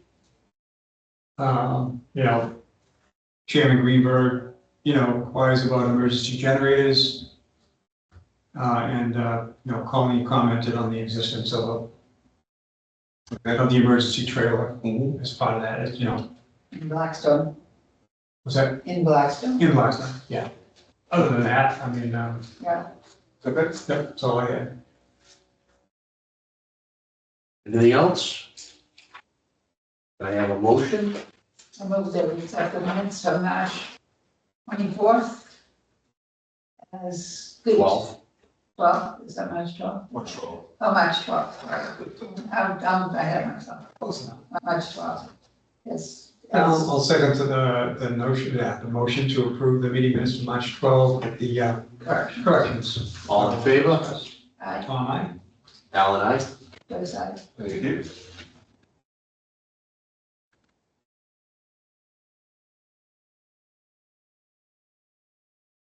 Business, 4549 Uxbridge Road. All right, so I have received an email, me and Colleen, from Jessica from Tiny Bond. This was regards to the perchlorate of the blasting for 56 Uxbridge Road. In her email, she states, I have reviewed the information and data that you have provided regarding the perchlorate detection in the private well at 56 Uxbridge Road with one of our hydrologists, John Harvey. The perchlorate lab results provided for 56 Uxbridge Road indicate a pre-blasting concentration of below the detection limit of 0.05 parts per billion and a post-blasting concentration of 0.087 parts per billion. Both of these levels are below the drinking water standard for chlorate, which is currently set to 2.0 parts per billion. We have not reviewed any other historic analytical results for that private well or for any other private wells located in the vicinity to get a clearer picture of the pre-blasting perchlorate concentrations in bedrock groundwater. Perchlorate is known to be present in the groundwater in Mendon, and those levels fluctuate over time, so unfortunately, a one-time sample result of less than the detection limit may not definitely prove that perchlorate is absent in the area. The town acknowledges that the residents use fireworks over and around Midbuck Pond, but it is unknown whether those fireworks contain perchlorate and could represent a potential source. Main Drilling and Blasting stated that they did not use perchlorate in their blasting materials at 45 Uxbridge Road. We reviewed the safety data sheets provided by you from the fire department for the explosives and detonators used by them. It did not identify perchlorate on the SDS forms we reviewed. Based on this information, the blasting conducted at 45 Uxbridge Road would not likely be the source of the perchlorate detected at the 56 Uxbridge Road sample. Thank you, Jessica. So that was her response to blasting, having to deal with the chlorine on the property. Okay, so the most important thing that I heard there was that it was confirmed that Atlantic Blasting, I'm sorry, main drilling and blasting, didn't use explosives containing chlorine. Well, that's based on what they're saying in those safety data sheets, right? Which we kind of knew was the case. We already kind of had that awareness. I thought that that particular assessment was too limited for the purpose of what we're trying to find out from people. And I don't know if you had a chance to see my response. Yes, and I did ask for that. Yeah. So when Jack sent out that email to me, forwarded it, and I read through the assessment. And I gave him back a response, and I'll read real quickly. Say, hey, Jack, thank you for providing, as the person, because he thought that maybe that might be a benefit in sending this data to Joe Cerruti at DEP. So I said, as the person at DEP, Joe Cerruti is also a hydrogeologist, I would want to get his viewpoints separately and not incorporate the viewpoints of others. I think it helps to keep the separation of viewpoints cleaner, just so no one's clouded by another viewpoint, right? Just to note, I did reach back out to Mr. Cerruti earlier today and to see if he could provide his view on the data he has been presented. So unfortunately, right now, he hasn't gotten back to me with what he's been presented from his end to get his viewpoint. Okay. As a hydrogeologist. I just wanted to say, upon review of this assessment from Jessica, I find it to be limited in that it only takes into account the element of perchlorate and doesn't provide any assessment to other elements such as nitrates, nitrites, etc. If we are to believe that perchlorate was not an element of the blasting material itself, then we know that the perchlorate detected post-blast must have originated in another manner. As this assessment states, we already had that awareness that exists in the groundwater in Mendon, as noted by Jessica, her statements. Only 3 of the 7 properties from our pre-post-blast spreadsheet showed an increase in the perchlorate, and based on this assessment, the increase is viewed as minimal, and it is still below the current drinking water standard, which in and of itself is a positive. However, there were increases in other elements that are of potential concern. It seems the bigger concern would relate to whether the blasting activity as a whole may or may not have contributed to any of the fluctuations in the readings for various elements, and whether or not it would be a reasonable request to have additional testing done further out beyond the 45-day mark, under which the post-blast tests were done, as the concern of a plume and the amount of lag time for detecting such a plume had been raised in the discussions with Tom Ryder.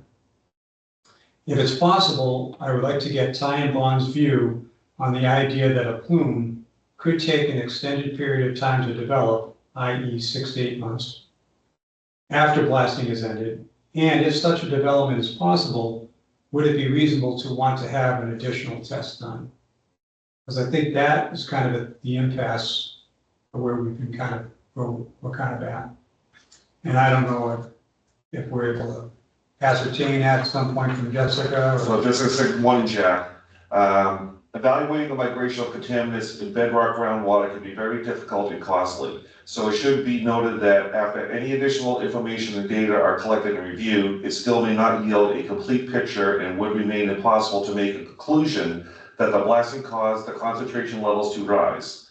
It is also important to note that this change in concentrations is within the range of fluctuation typically observed due to seasonal fluctuations in groundwater elevations.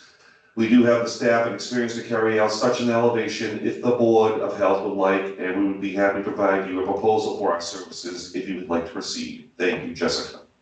Okay. And Jessica is who? Jessica is from Ty and Bond. Oh, Time Bond. Ty and Bond works for, Yes. They deal with Ty and Bond, it's with the planning department. okay. And they're also part of the stormwater Okay. task force. I just want to make sure that we're asking people that are relatively objective. Well, the town of Mendon has a relationship with Sidewalk. Okay. Yeah, for various things. Yes. Yeah. Okay. Yeah, no, I just, Yeah. in case I forget something, I want Right, yeah, well, Make yeah, sure. right. to, So her response somewhat answers what I was hoping to try to get from them. She talks about the difficulties in pinpointing that the blasting had anything to do with fluctuations. But I don't know that she actually addressed the thought of, would it be reasonable, given the fluctuations, would it be reasonable to request another test? Because that's kind of one of the impasse elements we're at with the Well, engineers. Especially if they say that they didn't use that as part of their, how do we know that they didn't use that for calling?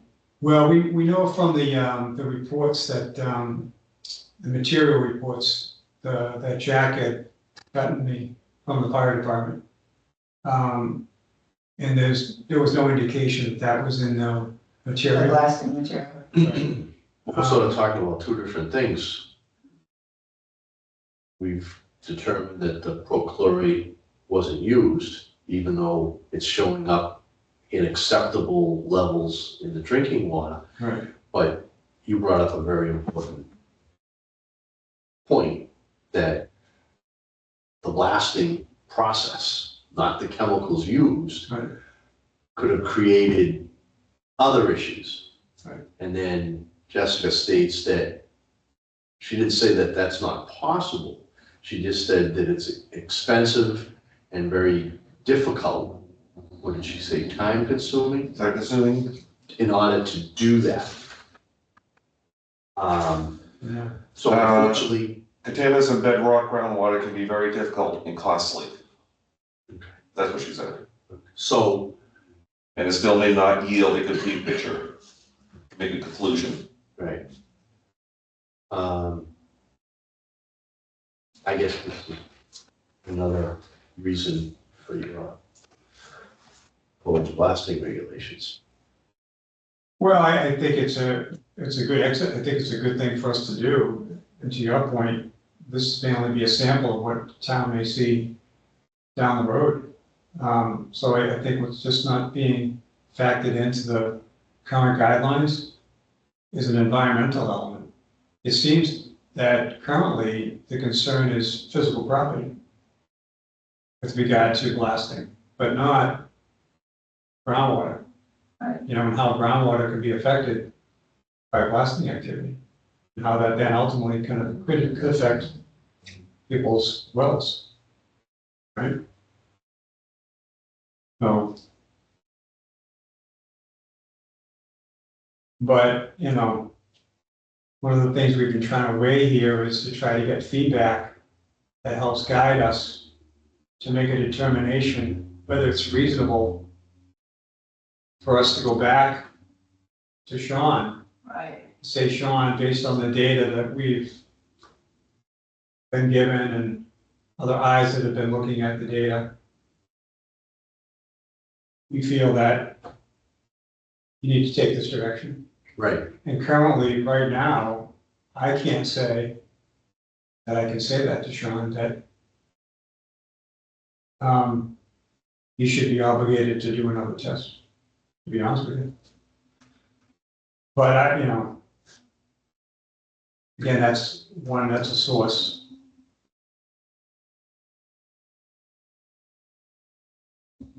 But it's almost like, do you keep asking until you get what you want?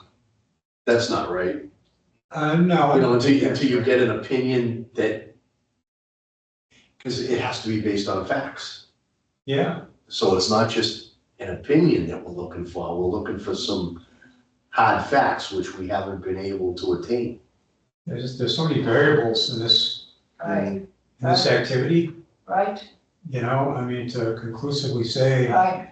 that any of the. Especially if they said that they didn't use it. Well, it's the other thing, so, that's why I wasn't,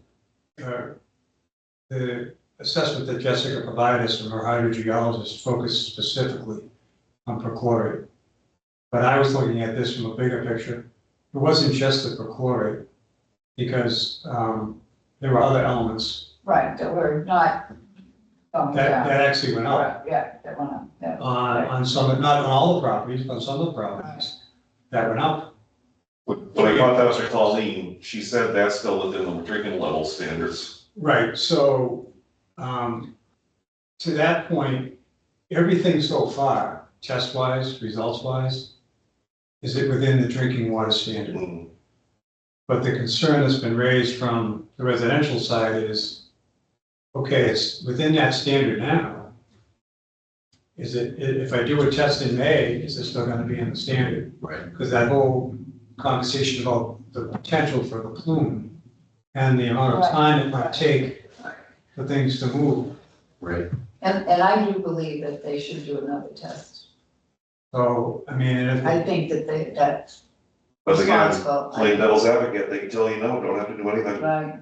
It's just And you too bad. can sternly say, we really request that you do it. Right, and And they, John can say, too bad. do that.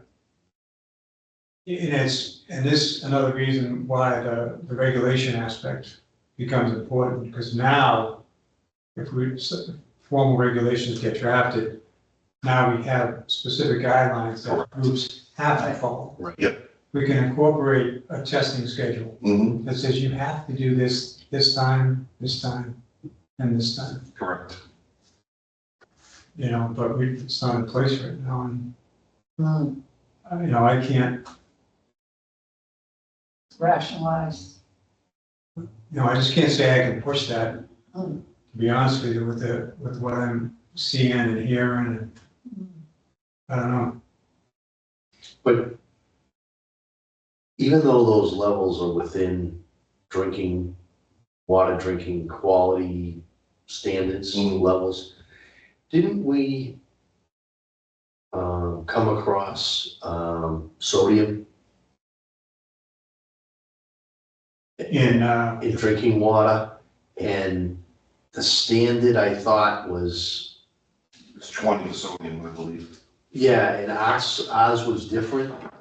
meaning these results? No. In our general, I can't remember what situation it was that we came across, but, Is it recent? yeah, within the last year. Our standard was different or more restrictive. I'm trying to remember what, So would it be our well regulations? probably, what property it was. Was it up at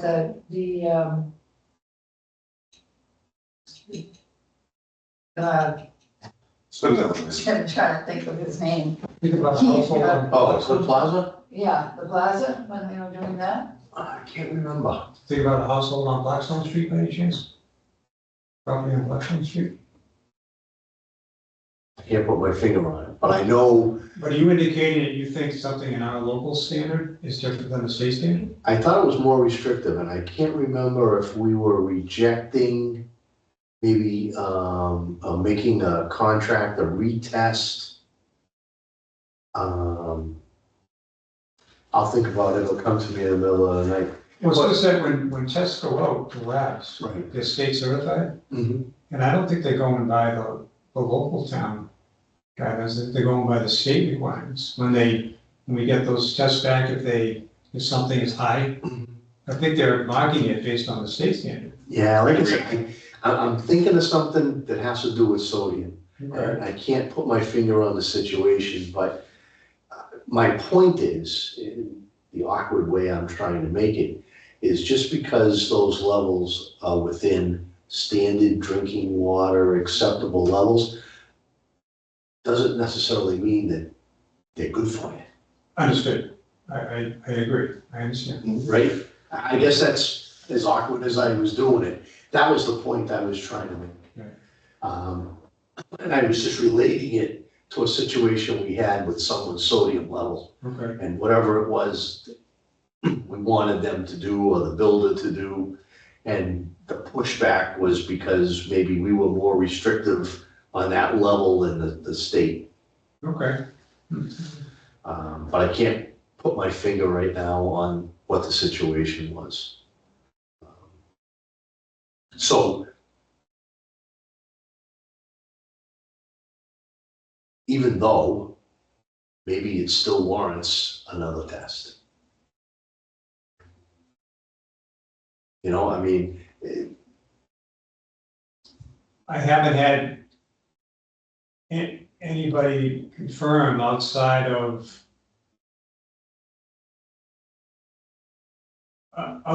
one contact within our group that made the reference that it would be a good thing to do at that point, which is actually right about now, April, May, to do the test.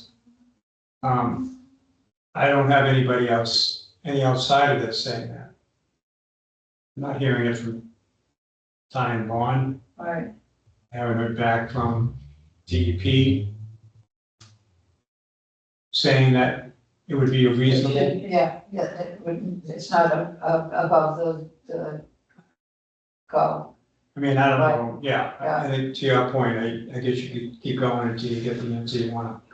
well, Yeah. yeah, which isn't really the right approach, No, I wouldn't want to, I guess I you know? don't But know. I mean, how expensive is the testing? I We mean, were quoted that they were spending 800. You know, that's what I thought when he said, but if they're doing like a big one, like the Right. chlorine and a lot of other stuff. Right, if they were to repeat, I thought it was 800. That's what he told us. That's why I thought it was like hundreds of dollars for water testing. You know, so surprised at that number when that came out, because, That's what I was like, wow. you know, Well, even though, how many residents are we talking about? Well, we're doing the whole entire, maybe 3, you said?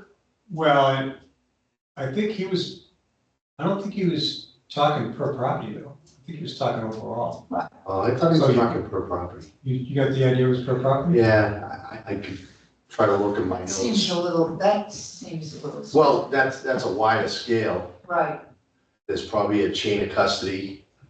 It's not like the homeowner's drawing it themselves and bringing it to the Right. lab. right. So the But even added then- costs that go with it. Were we How talking they $5 do. grand? Like, 'cause that's why I'm asking, how many addresses are we talking about? If it's six, was it 6 addresses? 6 addresses. So we're talking $4,800.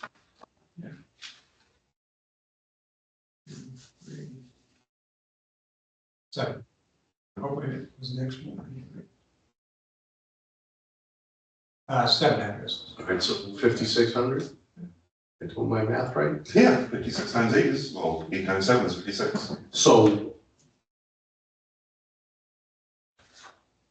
in the scope of that project, that's probably a very small percentage. But we had this discussion when Sean was here, and he told us, and he's saying the same exact thing tonight, my hydrologist, Right. we're not doing it. Because he's looking for a basis to do it. Well, and I agree.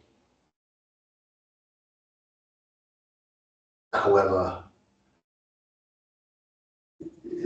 is it a good thing to do to put the residents and your neighbors at ease? Or is the risk of the results of those tests the potential to make the situation worse? Well, that was a point that came up in And you last want to avoid that. conversations with the resident that we had on board.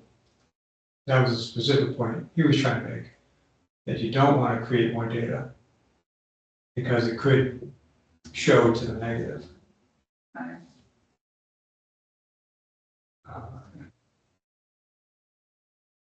I don't know. But if they're saying they didn't use that, Well, now we're talking nitrate stuff. oh, okay, yeah, Yeah. Well, just as added, yes, just Right. some of those added Right. things. Yeah. So it's almost like, think of it as side effects of the Right. blasting process. yeah, You know, not necessarily the chemical that was used to create the blast, right, but the disturbance, of Right. the whole, area. Yeah. you know, all those implications that Right. are positive and negative. And you'd almost have to think it would, I would almost think it would be a given that blasting as an activity is gonna create a shift Right, below Somewhat. ground to groundwater in terms of components that are making its way down. I don't see how you, Well, I told you that situation about the resident on Blackstone Street. right, You know, I mean, Yeah. he drilled 2 or 3 additional wells to try to, on his property, to try to correct what was created through his neighbor blasting, right, and ended up going with like one of the new wells, but still having to put an extensive filtering system on, right, and it wasn't like that before. right, So blasting can, and most likely does, depending upon your proximity, create things that could be right, negative. and, you know, the other element here is we know of issues within the groundwater, within the town in areas that already exist. Right, so it's not like, it's just like a clean community, right, groundwater wise and. Well, yeah, and some of it has nothing to do with, with the chemicals, Yeah. right? Yes. Just Right. what is flowing, Right, underground. I mean, Right. Yeah. the Hood Plaza, that PWS has some issues, and wells around there. right, You know, different filtration systems that the state mandates that they have to have, in order for the, tenants, et cetera, to utilize that property. I mean, I believe we were told that, when the project goes where the golf, course is, that there was talk of, the property owner trying to bring water from there under Route 16 to Hood Plaza because of the problematic well. right, And I think there's more than one well there. right, I'm almost positive there's at least 2 wells, so they've tried different things to try to clean that water up. And it could have nothing to do right, with anything that was done externally. It's just what right. is running through the rocks and all the minerals and everything that you. Because we have a filter in our water situation, we have a filter. Because of, you know, certain things that were there, so. I mean, you had that other element up there of the, Manganese, well, when you discovered the system. Isn't That's the fair. word I'm looking for. Yep. Septic system. Septic system, yeah. oh, Not, yeah. And that element, though, whatever was in that, what was filtering that get affected by blasting. Yeah. And that stuff moves.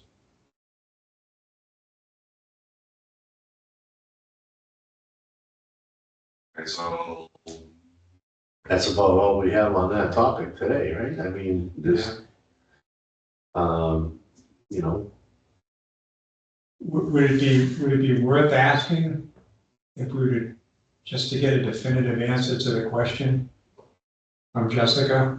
I don't think she's gonna offer any more information until we have a contract in hand. Yeah, because I thought it was kind of interesting when she went the way she went. yeah, well, I mean, people want to, you know, need to Because get. Colleen and I had about a good 5, 6 emails back and forth with her, and she hasn't charged us. I Right. understand. And then you run into the problem where she's working for us. Yeah. Okay, which isn't a bad thing, it's just that if she works for us, granted she has licenses and obligations to hold those licenses, but it could get thrown back that, well, she's your hire, you know, I just not. right. But he said he was going to get a hydrologist. With Sean? Yeah, Oh, Yeah, yeah. so that's our home hydrologist. right, Yeah, they It have, wasn't from us. so, And that's why when the Colleen sent that email asking the board strongly recommends another test, and they said, we're not doing it. But then when we got the idea, like, well, let's get our own hydrologist. Right, we were talking with Tom Ryder. Yeah, Right. Yeah, And then, like I said, then so far, I just, I'm not hearing anything conclusive that would make me want to go back and say, well, this shows that reasonable action would be to do another test. I I think, can't definitively say that right now. I think at this point, we've kind of exhausted it.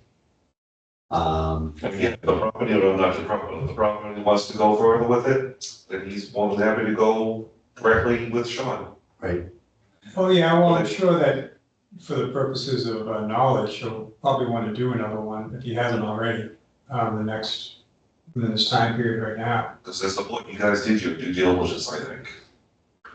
well, short of having lasting regulations, which, I mean, we keep coming back to that. Mhm. That's the only way to be preemptive, is to have something in place so that when someone pulls a blasting permit, they know what they're committed to do. Yeah.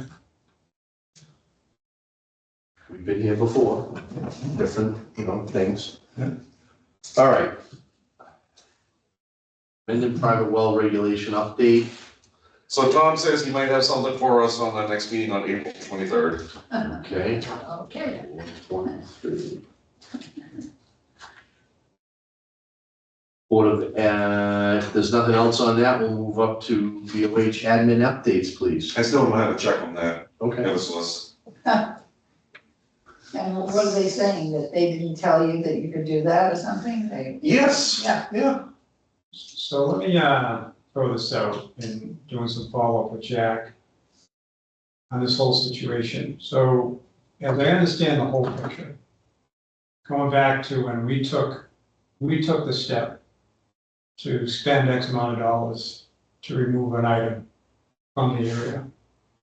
And we did that of our own accord, without any expectation that there'd be any quote-unquote reimbursement. As I understand it, it wasn't until some months later that the idea was put forward to see if possibly we could get reimbursed for that money.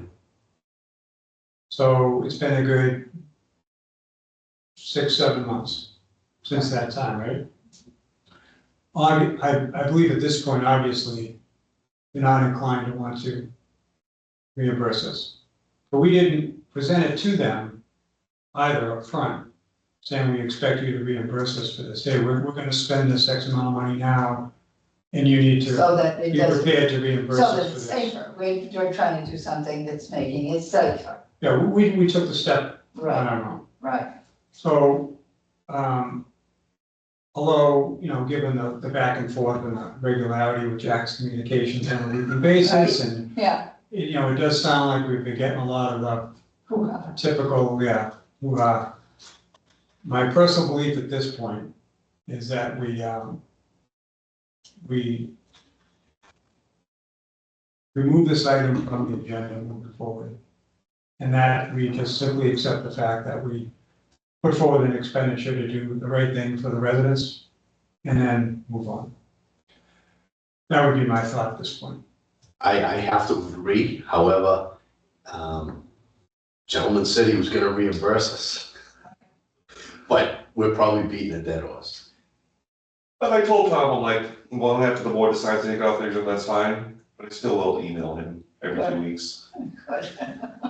until I get a Well, definite answer. it seems as though, Yeah, let's be fair, okay? How about this, bud? right, it seems as though he may have made a statement. He overstepped his That bounds, he's coming correct? back. Yes. So, it's probably over, Yeah, all right. To be continued. Yeah, I mean, it's not going anywhere. Mm. I'm inclined to at this point. I don't think we should necessarily continue to have Jack do the query every week, to be honest with you. I think he loves it. Well, you might. Do you send like emojis with the? No, Oh, okay. How about 150 $. Yeah, no, Maybe at this point, he just sends off a final email to the gentleman saying, latest discussion, blah, blah, blah. We decided to just kind of move forward and, we're not gonna And you'll see Eversource dancing in the street. put forth any expectation on you for it. yeah, I, For us, taking care of your problem. unfortunately, I think it's over and we did the right thing, We did. Yeah. I think we did. Right. you know? I mean, we did. Okay, That's my take, I don't know. no, so we're all in agreement there. Moving on, health agent updates. All right, so for 89 Hartford Avenue East, I was going through my Title V inspections to find out, like when property transfers come in, I had to find out who has a Title V on file when they did the transfer book out. This was one of the properties that I wanted to follow up on. Colin remembers doing an inspection down there from a complaint, and she asked about the Title V, where it was, but I guess he's doing a new septic system. He told me that last spring, that it was gonna be starting. So there is now paperwork in process. He put it in the permanent application. So we are now getting a new septic system put in at 89 Hartford Avenue East. That's Okay. The next one for food and housing inspections update. Colleen has been busy for the food trucks. And for our upcoming inspections, she has to do the end of all farms, the Mendon Twin Drive-In, Georgia's Surf and Turf, and Southwick's. So that's what she's got coming up next week. And speaking of food inspections, I heard something about an added addition down at the drive-in food-wise. Yeah, I saw that. We're having this dinner. Yeah, there's a sign. Well, there's a sign on the marquee about Cape Cod Cafe Pizza. Yeah, and no, there's something else too. There was some kind of dinner thing and it was like, But what was mentioned to me was somebody had stated to me that Kowloon's, the Chinese restaurant, Yeah, was Saugus, Route 1, whatever. gonna be, in have there, a presence at the drive-in. right, Did anyone else hear that? yeah, You go to I, Kowloon's? yeah, You did? I did not hear that, but I know who you're talking about. Okay. yeah. Somebody told me that and I was trying to think of who it was. And I actually probably could find out more because I'm friendly with the woman whose son works there. Yeah. Does all the stuff there, so I could find that out if you want me to do that. Kind of interesting, they're branching out their offerings, it's kind of cool. Yeah. Because I was something about a new restaurant. Well, maybe that's what it is. Yeah, You've got the new restaurant, Tom's got the name. Teamwork. Put them together. All right. Anything else, Jack? I have nothing. All right, so we're gonna move on to topics not anticipated, 48 hours. I have one. Hit me. This came to me this afternoon. I don't know how thrilled I am about it, but. Oh, thank you. And one for Colleen. So I got an email this afternoon from Jim McQuaid at Mass DEP. Yeah. He's the section chief there. I says, Tom, he says, attached is a technical deficiency letter regarding the town of Mendon's permit application number, and it gives a number, concerning a request to reduce the frequency of environmental monitoring at the Mendon landfill located at 28 Bellingham Street, Mendon. Please contact me with any questions. Best regards, Jim McQuaid. So the letter you had before you was basically the outline of what Jim is informing us of. So apparently there's further pieces of information that he's looking for, or they're looking for. Above and beyond what we've already, Above and beyond what we've already done with the first presentation of being deficient. which we corrected Which we did. and that's- sent back. and So this sent is back. like third round. Right. Yeah. And so this, and just to note, this did also go to Nathan at Atlas, yeah, as well as some other folks from the DEP group. Greg Group was included. Some other folks. So I'm sure Nathan, when he gets an opportunity, he'll have to kind of digest what they're looking for.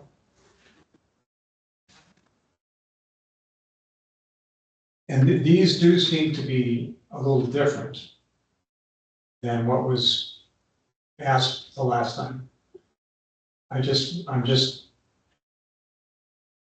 puzzled by the fact that why didn't this come up from the last Exactly, yeah, go around, yeah. that's all. But, I don't know.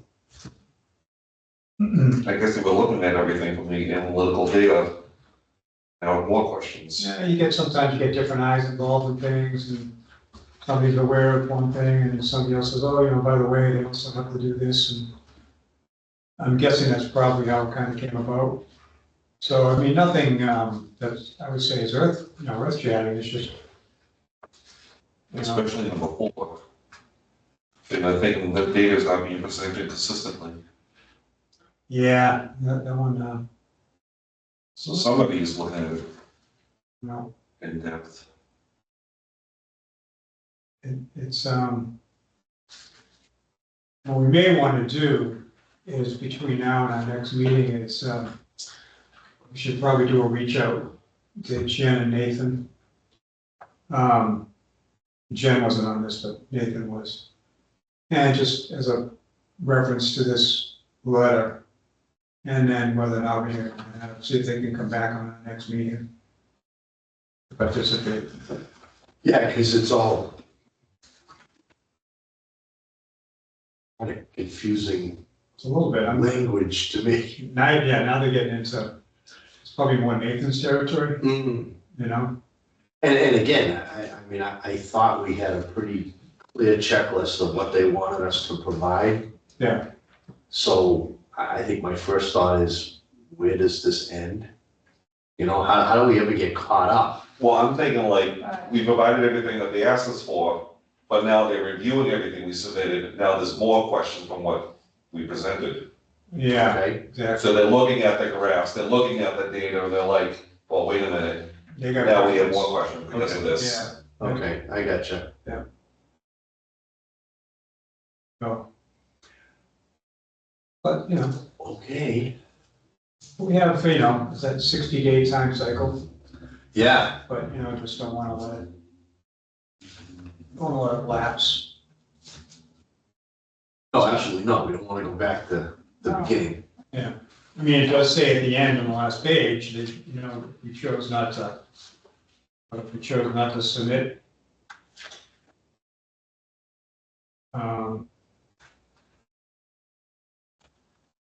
they would base their decision on what they have in hand so far, information-wise. But I'd rather not do that and try to fulfill their requests.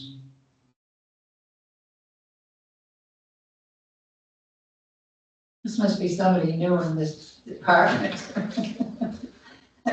Well, you wonder, Yeah. I mean, Yeah, I can't think of anything else because, but to Jack's point, it's probably a subset of something that we responded to that they looked at and then it just raised more questions. Yeah, they're looking for additional explanation to Yeah. whatever. Yeah, because they're giving us based on the analytical data that we provided them. Yeah, and then they are calling this a technical deficiency. Right, but Right. obviously, if you do it every day, you understand Yeah. what they're asking for. Right. I don't entirely understand No, what they're looking for. All right, We'll need Nathan's, yeah, and, I'm with you. We want to stay within the timeframe. We don't want to go back to start. yep, yeah. Okay, that's all I have on that topic. good and welfare for the board. The only thing I have is I saw an interesting segment. It was a girl, I believe, that is attending Harvard University at present and may have contracted a couple of tick-borne illnesses that didn't show up for years. And she came up with an app called D-Ticket, D-E-Tick-T, I believe. It's free to download. I had my daughter download it for me at D-E-T-T, D-Ticket. DICK TICK. T. okay.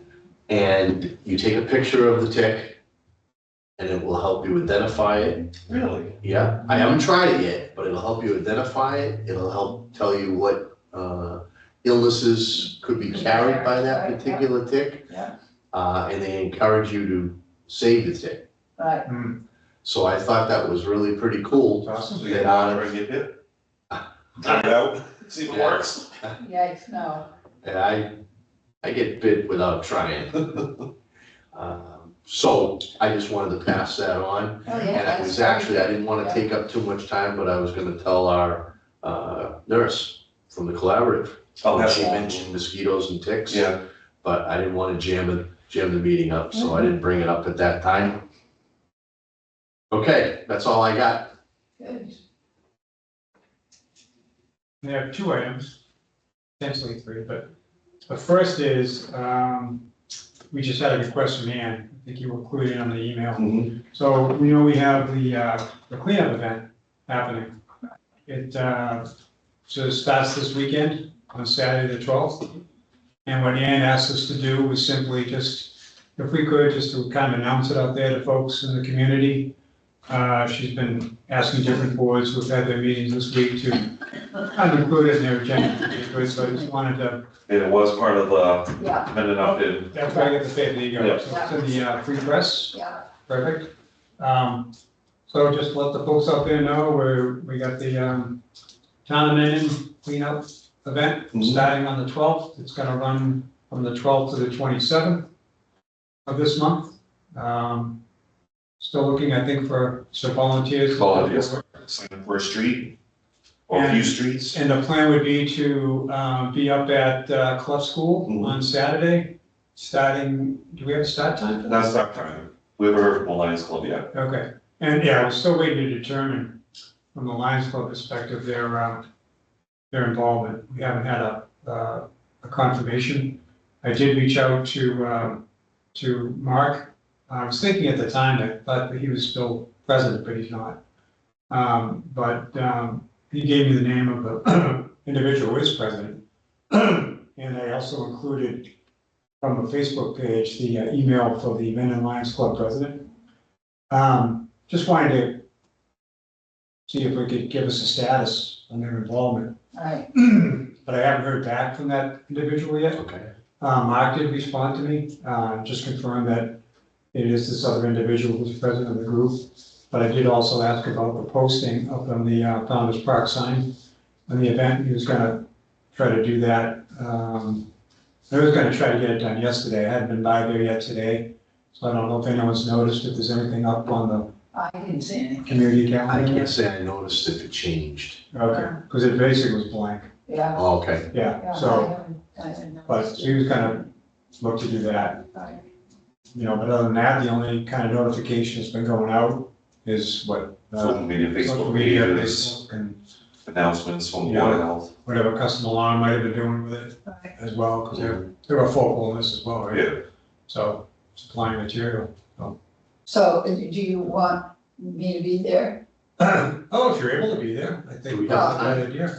Well, see, we just don't know time. we just Yeah. don't know the quote unquote, yeah, Can you- kickoff. So stay tuned. Let us- Okay, yeah, Yeah, TBD, you know? right, to be in. But, Jack did confirm we had X amount of people already We formally had signed 20 up. people, yeah, 20 people signed up. 20 people Okay. signed up. Good. Schools. But I guess when they signed up, there was nothing that told them what time either, right? No, so I think once like, Dan has all the email addresses when they sign up and Yeah.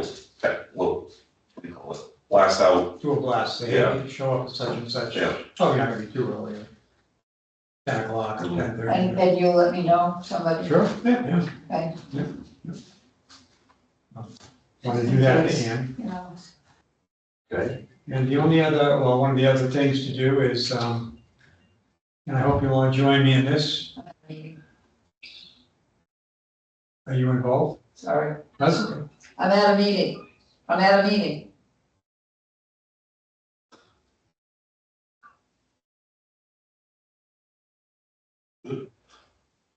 Happy birthday to you. Happy birthday to you. Happy birthday, dear Joyce. Happy birthday to you. Hooray! When's your birthday? Yesterday. Now in follow-up to that, happy birthday to you. Ah, thank you. Happy birthday to you. Happy birthday, dear Alan. Happy birthday to you. Thank you very And much. many more. Thank you. The voice gets better when you do it. I'm good, really. No. I didn't know your birthday was yesterday. Yeah. Yeah, AJ's is coming up. Oh, yeah? Yeah, because I always wish him a happy birthday too early, because I have it in my head that it's before me. Okay. I didn't think quick enough when he said, oh, 9 more days. I wanted to be first. That's great. Yes, there'll be something coming. Oh.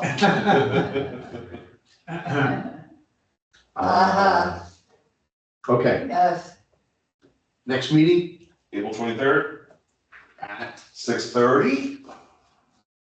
That possible? 6:30. That good? Yes. You want it a little more? 7. I really want to go to 7, but Alright. we can go to 6:30 and then. No, it doesn't matter to me. That doesn't matter to me. Because what time is it? 'Cause my golf I starts. think I'll be in then to go. When is your golf start? Starts on like May 1st. May, Yeah. okay. Yeah, Oh, probably just to get it in sync, we probably maybe should shift to 7. That's fine. Okay, that way I can get here, There you go. because I'm gonna make them put me out first. So April 23rd, 7 PM. very good. So it's April 23rd. Yep, 7 PM.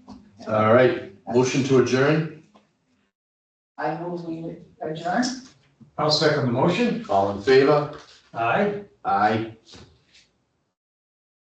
I'm trying to do 2 things. Thank you all. Good night. Good evening. Thank you. 7 PM. Geez, Jack, I cleaned this out, but it's still, I know, Yeah, I it's still like tried, the way I it's- have a special file folder for the cleaner stuff that I keep in a file. yeah, well, yeah, I've got like the well regs, because I'm dying to sit down and do the well regs, you know? And there's some properties that I have different pieces of information for, in case I go back to them. I had to create a folder for 549.